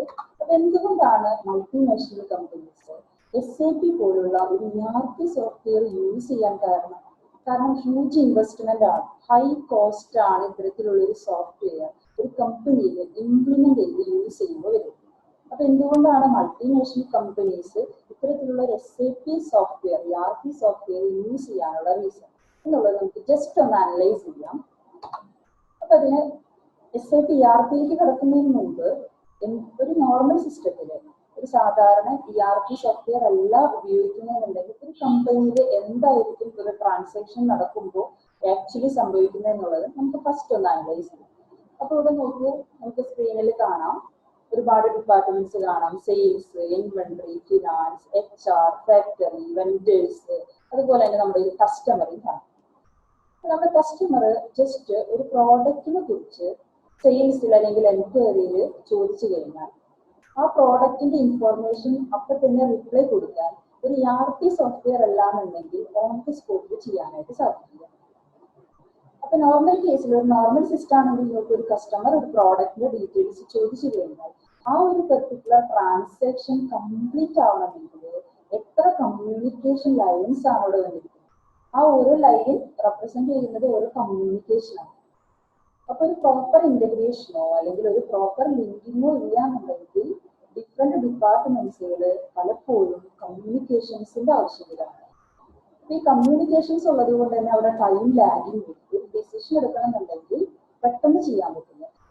അപ്പൊ ഇതെല്ലാം ഒരു ലിമിറ്റേഷൻസ് ആണ്. MNCനെ സംബന്ധിച്ച് ഇതെല്ലാം ഓവർകം ചെയ്യാൻ വേണ്ടിയിട്ടാണ് അവർ എന്ത് ചെയ്യുന്നത്, SAP പോലുള്ള ERP സോഫ്റ്റ്വെയർ അവിടെ ഇംപ്ലിമെന്റ് ചെയ്യും. അപ്പൊ ഒരു SAP പോലുള്ള ERP സിസ്റ്റം ആണെങ്കിൽ നോക്കൂ, നേരത്തെ കണ്ട സെയിം ഡിപ്പാർട്ട്മെന്റ്സ് ഒക്കെ തന്നെയാണ് നമ്മൾ ഈ സ്ക്രീനിലും കാണുന്നത്. സെയിൽസ്, ഇൻവെന്ററി, അതുപോലെ ഫിനാൻസ്, HR, ഫാക്ടറി, ഇതൊക്കെ നമുക്ക് കാണാം. ഒപ്പം തന്നെ നമ്മുടെ കസ്റ്റമറും കാണാം. ഈ കസ്റ്റമർ ഒരു പ്രോഡക്റ്റിനെ കുറിച്ച് ഇൻഫോർമേഷൻ ചോദിച്ചു കഴിഞ്ഞാൽ ഓൺ ദ സ്പോട്ടിൽ തന്നെ എന്ത് ചെയ്യാം, സെയിൽസ് സെക്ഷന് ആൻസർ കൊടുക്കാനായിട്ട് പറ്റും. പ്രോഡക്റ്റ് അവൈലബിൾ ആണോ, ഇപ്പൊ തന്നെ റെഡി ആണോ ഇഷ്യൂ ചെയ്യാൻ, അതല്ല വിത്തിൻ എത്ര ഡേയ്സിനുള്ളിൽ കൊടുക്കാൻ പറ്റും. ഇതെല്ലാം വിത്തിൻ സെക്കൻഡ്സിൽ എവിടെ നിന്ന് റിപ്പോർട്ട് കിട്ടും. ഒരു സിംഗിൾ സെർവറിലാണ് ഡാറ്റ മുഴുവൻ സേവ് ചെയ്ത് വെച്ചിരിക്കുന്നത്. ആ സിംഗിൾ സെർവറിൽ നിന്ന് ഈസി ആയിട്ട് ആക്സസ് ചെയ്യാനായിട്ട് സാധിക്കും. അപ്പൊ അതുകൊണ്ടാണ് MNCs SAP പോലുള്ള ERP സോഫ്റ്റ്വെയർ യൂസ് ചെയ്യുന്നത്. എല്ലാ ഡിപ്പാർട്ട്മെന്റുകളും മ്യൂച്വലി ഇന്റഗ്രേറ്റഡ് ആണ്. എല്ലാ ഡിപ്പാർട്ട്മെന്റിന്റെയും ഡാറ്റ ഒരു സിംഗിൾ സെർവറിലാണ് സേവ് ചെയ്ത് വെച്ചിരിക്കുന്നത്. അതുകൊണ്ട് തന്നെ ഏത് ഡിപ്പാർട്ട്മെന്റിനും ഏത് ഇൻഫോർമേഷനും വേണോ ഈ സിംഗിൾ സെർവറിൽ നിന്നും ഈസി ആയിട്ട് നമുക്ക് ആക്സസ് ചെയ്യാനായിട്ട് സാധിക്കും. അപ്പൊ അതുകൊണ്ടാണ് MNCs ERP, SAP പോലുള്ള ERP സോഫ്റ്റ്വെയർ ഇംപ്ലിമെന്റ് ചെയ്യാനുള്ള കാര്യം. ഒരു ERP സോഫ്റ്റ്വെയർ അല്ല എന്നുണ്ടെങ്കിൽ നോക്കൂ, പണ്ടത്തെ ഓഫീസുകളെല്ലാം പേപ്പർ വർക്കുകളാണ്. ഒരു ഡിപ്പാർട്ട്മെന്റിൽ നിന്നും നെക്സ്റ്റ് ഡിപ്പാർട്ട്മെന്റിലേക്ക് കമ്മ്യൂണിക്കേഷൻ ചെയ്യുന്ന ത്രൂ പേപ്പർ വർക്ക് ത്രൂ ആണ് എല്ലാ ട്രാൻസാക്ഷൻസും ഉണ്ടായിരുന്നത്. ബട്ട് ആഫ്റ്റർ ERP ആണെങ്കിൽ നമ്മുടെ ഓഫീസിന്റെ ഒരു സിറ്റുവേഷൻ നോക്കാം, എല്ലാം ത്രൂ പ്രോപ്പർ ഇന്റഗ്രേഷൻ ത്രൂ ആണ് ഇവിടെ നടക്കുന്നത്. സിംഗിൾ മൗസ് ക്ലിക്ക് മതി നമുക്ക് എന്ത് ചെയ്യാനായിട്ട്, ഡാറ്റ ഒരു ഡിപ്പാർട്ട്മെന്റിൽ നിന്നും നെക്സ്റ്റ് ഡിപ്പാർട്ട്മെന്റിലേക്ക് കിട്ടാനായിട്ട്. അപ്പൊ ഒരു ആഫ്റ്റർ ERP ആണെന്നുണ്ടെങ്കിൽ ഇതാണ് നമ്മുടെ ഓഫീസിന്റെ സിറ്റുവേഷൻ എന്ന് പറയുന്നത്. ബിഫോർ ERP ആണെങ്കിൽ എല്ലാം ഒരു പേപ്പർ വർക്കാണ് നമുക്കിവിടെ കാണാൻ പറ്റുന്നത്. അപ്പൊ നിങ്ങളിവിടെ കാണുന്നത് SAPയുടെ ഫസ്റ്റ് സ്ക്രീനാണ്. അതായത് SAP സോഫ്റ്റ്വെയർ ഓപ്പൺ ചെയ്ത് കഴിഞ്ഞാൽ നമുക്ക് ഫസ്റ്റ് വരുന്ന ഹോം സ്ക്രീനാണ് ഇതിലൂടെ കാണുന്നത്. അതായത് SAP ഈസി ആക്സസ് സ്ക്രീൻ എന്നാണ് നമ്മളിതിന് പറയുന്നത്. പല സോഫ്റ്റ്വെയറുകൾക്കും ഒരു ഹോം പേജ് ഉണ്ടാവുമല്ലോ, അതേപോലെ തന്നെ ഇപ്പൊ ടാലി സോഫ്റ്റ്വെയർ ഒക്കെ നിങ്ങൾ മുൻപ് കണ്ടു കഴിഞ്ഞതാണ്, അതിനൊരു ഹോം പേജ് ഉണ്ടായിരുന്നു. അതേപോലെ തന്നെ SAP സോഫ്റ്റ്വെയർ ഓപ്പൺ ചെയ്യുമ്പോൾ വരുന്ന ഹോം പേജ് ആണിത്. SAP ഈസി ആക്സസ് സ്ക്രീൻ എന്നാണ് നമ്മളിതിനെ പറയുന്നത്. ഇതാണ് നമുക്ക് SAP സോഫ്റ്റ്വെയറിനെ കുറിച്ച് പറയാനുള്ളത്. നെക്സ്റ്റ് നമുക്ക് ഇന്ററാക്ഷൻ സെക്ഷൻ ആണ്. നിങ്ങൾക്ക് ഇന്ററാക്ട് ചെയ്യാനായിട്ട് സാധിക്കും. Okay, thank U. അടുത്തത് ഇന്ററാക്ഷൻ സെഷൻ ആണ്. നിങ്ങൾക്ക് ഇതുവരെ പറഞ്ഞതിൽ എന്തെങ്കിലും ഡൗട്ടോ ഇനി എന്തെങ്കിലും ക്ലാരിഫിക്കേഷനോ വേണമെങ്കിൽ ചോദിക്കാം. ജസ്റ്റ് നിങ്ങളൊന്ന് അൺമ്യൂട്ട് ചെയ്തിടും, എല്ലാവരും ഒന്ന് അൺമ്യൂട്ട് ചെയ്തിട്ടോളൂ. ഇനി എന്തെങ്കിലും ഡൗട്ട് ഉണ്ടെങ്കിൽ, എന്തെങ്കിലും ക്ലാരിഫിക്കേഷൻ അത്യാവശ്യമാണെങ്കിൽ നിങ്ങൾക്ക് ചോദിക്കാം. ഓക്കെ, ആർക്കെങ്കിലും എന്തെങ്കിലും ചോദിക്കാനുണ്ടോ? എനിക്കൊരു ഡൗട്ട് ഉണ്ട്. പക്ഷേ ഇതാരാ സംസാരിക്കുന്നത്? അഗീത. ഓക്കെ. അഗീതയുടെ വീട് എവിടെയാണ് അഗീത? ഹലോ അഗീത, കേൾക്കുന്നില്ലേ? പെരുമ്പാവൂരാണ് മാം. ഓക്കെ, അഗീത എന്താ ഇപ്പൊ ചെയ്ത് കൊണ്ടിരിക്കുന്ന? ഡിഗ്രി കഴിഞ്ഞോ അഗീതയുടെ? BCom കഴിഞ്ഞു. ഓക്കെ, ഇനി എന്താ പ്ലാൻ ചെയ്യുന്നത്? എനിക്ക് ഗൾഫിൽ പോയി അക്കൗണ്ട്സിൽ വർക്ക് ചെയ്യണം എന്നാണ്. അപ്പൊ അതിന് ഏത് കോഴ്സാണ് നല്ലത്? വെറും എംകോം ചെയ്താൽ മതിയാ? അങ്ങനെ യൂസ്ഫുൾ ഏതായിരിക്കും എന്നറിയില്ല. Okay Agitha, okay, very good question.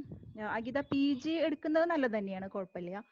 പക്ഷെ എനിവേ അഗിതയ്ക്ക് പ്രാക്ടിക്കൽ അക്കൗണ്ടിങ് നോളേജ് മസ്റ്റ് ആണ്. ഇപ്പൊ ഗൾഫിലൊക്കെ എബ്രോഡിലൊക്കെ പോയിട്ട് വർക്ക് ചെയ്യുകയാണെന്നുവെച്ചെങ്കിൽ അതിനനുസരിച്ചിട്ടുള്ള കുറച്ച് സർട്ടിഫിക്കേഷൻസ് നല്ലതല്ലേ. ഇന്റർനാഷണൽ ഡിപ്ലോമ സർട്ടിഫിക്കറ്റ്സ് ഒക്കെ നല്ലതാണ്.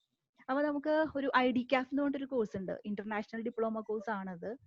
അപ്പോൾ അത് ചെയ്യുമ്പോൾ നമുക്ക് ഇന്റർനാഷണൽ ബേസിലുള്ള കുറെ സർട്ടിഫിക്കേഷൻസും വരും അതിൽ. അപ്പൊ മെയിൻലി നമ്മൾ ഫൗണ്ടേഷനിൽ തന്നെ സ്റ്റാർട്ട് ചെയ്യും. മാനുവൽ അക്കൗണ്ടിങ്, അതുപോലെ തന്നെ ടാലി, പിന്നെ പീച്ച് ട്രീ, ക്വിക്ക് ബുക്സ്, അങ്ങനെയുള്ള ഇന്റർനാഷണൽ അക്കൗണ്ടിങ് സോഫ്റ്റ്വെയർസ് ഉണ്ട്.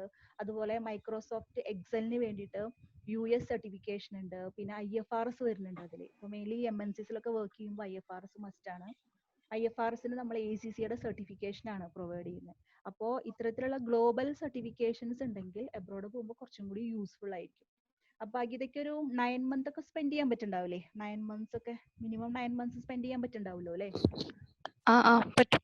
ഓക്കെ, അങ്ങനെയാണെങ്കിൽ അഗിത ഈ ഇന്റർനാഷണൽ ഡിപ്ലോമ കോഴ്സ് എടുക്കുകയായിരിക്കും നല്ലത്. അപ്പൊ അതിൽ എല്ലാ കാര്യങ്ങളും A to Z എല്ലാ കാര്യങ്ങളും കവർ ചെയ്യുന്നുണ്ട്. പ്ലസ് ഇന്റർനാഷണൽ സർട്ടിഫിക്കേഷൻസും ഉണ്ട്. ഓക്കെ അഗിത? അഗിത ഒരു കാര്യം ചെയ്തോളൂ, Okay, ma'am. Contact numbers not ചെയ്ത് വെച്ചോളൂ. പിന്നെ എന്തെങ്കിലും അഡീഷണൽ ആയിട്ട് എന്തെങ്കിലും ഡൗട്ട്സ് ഒക്കെ ഉണ്ടെങ്കിൽ ഈ കോൺടാക്ട് നമ്പറിൽ വിളിച്ചാൽ മതി കേട്ടോ. Okay, thank U Okay, അഗിത, ma'am. Thank you. Thank you, ma'am. Okay bye. ഇനി ആർക്കെങ്കിലും എന്തെങ്കിലും ഡൗട്ട് ഉണ്ടോ? ആർക്കെങ്കിലും എന്തെങ്കിലും ഉണ്ടെങ്കിൽ ചോദിക്കാം. അൺമ്യൂട്ട് ചെയ്തിട്ട് സംസാരിച്ചാൽ മതി. നിങ്ങൾക്ക് വീഡിയോ ഓൺ ആക്കണമെങ്കിൽ വീഡിയോ ഓൺ ആക്കിക്കോളൂ. വീഡിയോ ഓൺ ആക്കാൻ പ്രോബ്ലം അല്ലെങ്കിൽ വീഡിയോ ഓൺ ആക്കിക്കോളൂ, അല്ലെങ്കിൽ ജസ്റ്റ് അൺമ്യൂട്ട് ചെയ്തിട്ട് സംസാരിക്കാം. ഹലോ ഹലോ, ഇതാരാ സംസാരിക്കുന്നേ? ഞാൻ സോന. ഓക്കെ സോന. സോനയ്ക്ക് എന്താ ചോദിക്കാനുള്ളത്? ഞാൻ +2 എടുത്തിട്ടുള്ളത് സയൻസ് ഗ്രൂപ്പ് ആണ്. അപ്പോൾ ഇനി ഈ കോഴ്സ് ചെയ്യാനായിട്ട് പറ്റുമോ? സയൻസ് എടുത്തവർക്ക് ഇത് ചെയ്യാനായിട്ട് പറ്റുമോ? ഓക്കെ സോന അപ്പോൾ +2 എടുത്തപ്പോൾ എന്താ എയിം ചെയ്തിട്ടുണ്ടായിരുന്നേ സോന? +2 സയൻസ് എടുത്തപ്പോൾ +2 സയൻസ് എടുത്തപ്പോൾ ന്യൂട്രീഷൻ എടുക്കാം എന്നാണ് വിചാരിച്ചിട്ടുണ്ടായിരുന്നത്. ഇനി കൊമേഴ്സിലേക്ക് കടക്കാന്നാണ് എയിം ചെയ്യണേ അല്ലേ? കൊമേഴ്സിലേക്ക് നോക്കാന്ന് വെച്ചിട്ട്. അപ്പൊ ഡിഗ്രി എടുത്തിട്ട് വേണോ അത് ചെയ്യാനായിട്ട്, അതോ +2 കഴിഞ്ഞാൽ തന്നെ ഇത് ചെയ്യാൻ പറ്റുമോ? തീർച്ചയായിട്ടും സോന, കുഴപ്പമില്ല. ഇപ്പോൾ +2 കഴിഞ്ഞ് ഇപ്പോൾ സയൻസ് ഗ്രൂപ്പ് ആണെങ്കിലും കുഴപ്പമില്ല. കാരണം എന്താണെന്ന് വെച്ചാൽ നമ്മളുടെ എല്ലാ കോഴ്സിലും ഫൗണ്ടേഷൻ വരുന്നുണ്ട്. ഇപ്പോൾ ബേസിക് നോളേജ്, അതായത് നിങ്ങൾ +1 +2ലാണ് നിങ്ങൾ ആദ്യമായിട്ട് കൊമേഴ്സ് സ്റ്റാർട്ട് ചെയ്യുക, അക്കൗണ്ടിങ് സ്റ്റാർട്ട് ചെയ്യുക. അവിടെ നിന്ന് മുതലേ നിങ്ങൾ പഠിക്കുക, ഡെബിറ്റ് ക്രെഡിറ്റ് കാര്യങ്ങളൊക്കെയാണ് ഈ ഫൗണ്ടേഷൻ ലെവലിൽ ഓർപ്പിക്കുക. അപ്പോൾ അത് മുതലേ നമ്മുടെ ഫൗണ്ടേഷൻ ക്ലാസ്സിൽ വരും. അപ്പോൾ ഫൗണ്ടേഷൻ സ്ട്രോങ് ആയതിനു ശേഷം മാത്രമേ നമ്മൾ അഡ്വാൻസ്ഡ് ലെവലിലേക്ക് കയറുള്ളൂ. അപ്പോൾ തീർച്ചയായിട്ടും അഗിതയ്ക്ക് +1 +2 സയൻസ് എടുത്തു എന്നുള്ളതിൽ വിഷമിക്കേണ്ട ആവശ്യമില്ല. ഇവിടുത്തെ കോഴ്സ് എടുക്കാം. അത് എനിക്ക് തോന്നുന്നു ഒരു ഹയർ ഡിപ്ലോമ കോഴ്സോ, ഇനി അബ്രോഡ് പോകാനൊക്കെ താല്പര്യം ഉണ്ടെങ്കിൽ ഒരു ഇന്റർനാഷണൽ ഡിപ്ലോമ കോഴ്സ് എടുക്കാം. ഒപ്പം ഡിഗ്രി കൂടി എടുത്തോളൂ, കുഴപ്പമില്ല. അപ്പൊ ഇവിടുത്തെ കോഴ്സ് ആദ്യം സ്റ്റാർട്ട് ചെയ്ത് വെക്കുക. കോഴ്സ് ആദ്യം സ്റ്റാർട്ട് ചെയ്ത് കഴിഞ്ഞാൽ ബേസിക് അക്കൗണ്ടിങ് കാര്യങ്ങളൊക്കെ ഓക്കെ ആവും, ഈസി ആവും. അപ്പൊ പിന്നെ സൈഡായിട്ട് ഡിഗ്രിയും കൂടിയും ചെയ്യാം. അപ്പോൾ BCom ചെയ്യാം, കുഴപ്പമില്ല. ഒപ്പം പ്രാക്ടിക്കൽ അക്കൗണ്ടിങ് കോഴ്സും കൂടിയും സെലക്ട് ചെയ്യാം.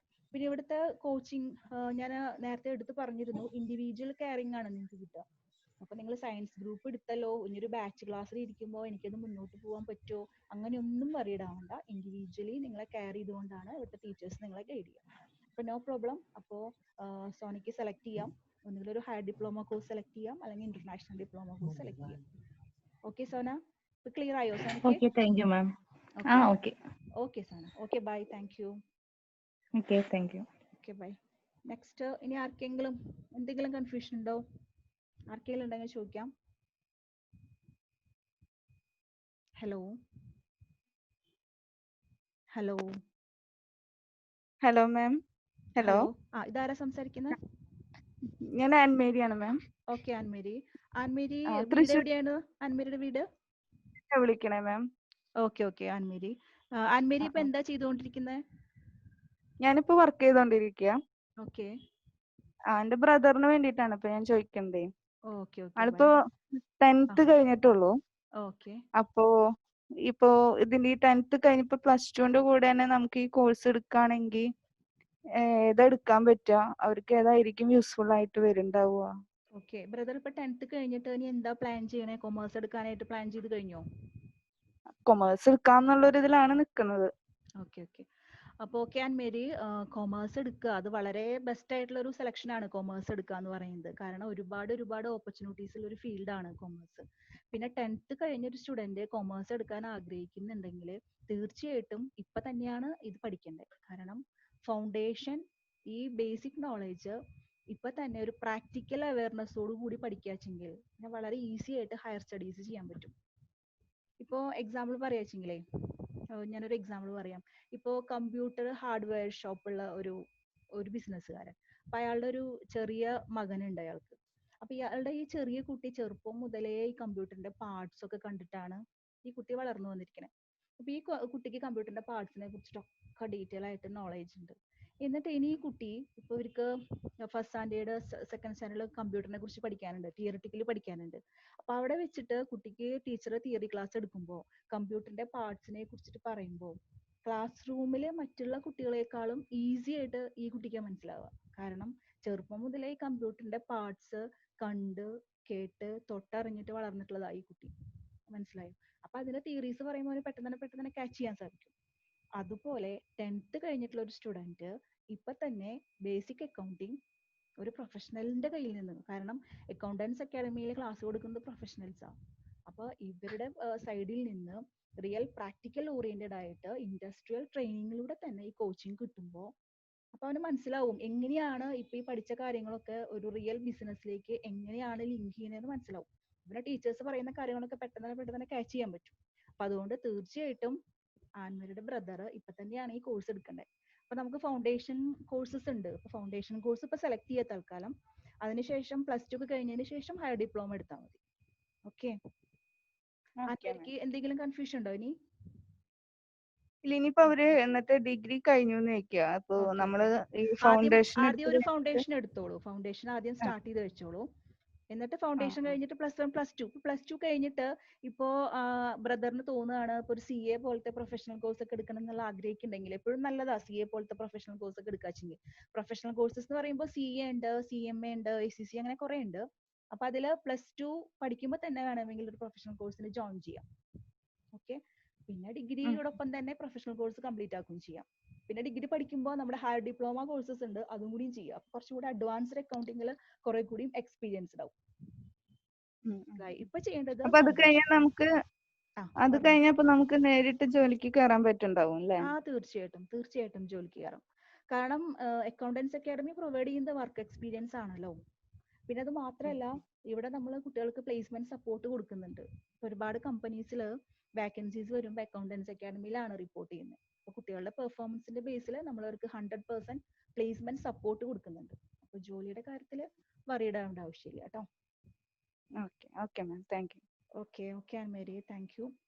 ഇനി ആർക്കെങ്കിലും എന്തെങ്കിലും കൺഫ്യൂഷൻ ഉണ്ടോ, എന്തെങ്കിലും ഡൗട്ട്സ് ചോദിക്കാനുണ്ടെങ്കിൽ ചോദിക്കാം കേട്ടോ. ഇനി ആർക്കും ഡൗട്ട് ഇല്ലെങ്കിൽ ഇപ്പൊ നമുക്ക് സ്റ്റോപ്പ് ചെയ്യാം. ഹലോ,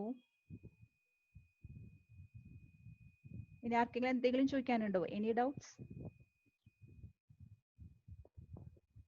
ഓക്കെ, അപ്പൊ നമുക്ക് ഇന്നത്തെ സെഷൻ സ്റ്റോപ്പ് ചെയ്യാം. എനിക്ക് തോന്നുന്നു ഇന്ന് നമ്മൾ ഡിസ്കസ് ചെയ്ത എല്ലാ കാര്യങ്ങളും നിങ്ങൾക്ക് വളരെ യൂസ്ഫുൾ ആയിട്ടുണ്ടാവും എന്ന് വിചാരിക്കുന്നു. അക്കൗണ്ടിങ്ങിലെ വർക്ക് എക്സ്പീരിയൻസ് എങ്ങനെ നേടാം എന്നതിനെ കുറിച്ചിട്ടുള്ള വേരിയസ് സ്റ്റെപ്സ് ആണ് ഞാനിന്ന് ഡിസ്കസ് ചെയ്തത്.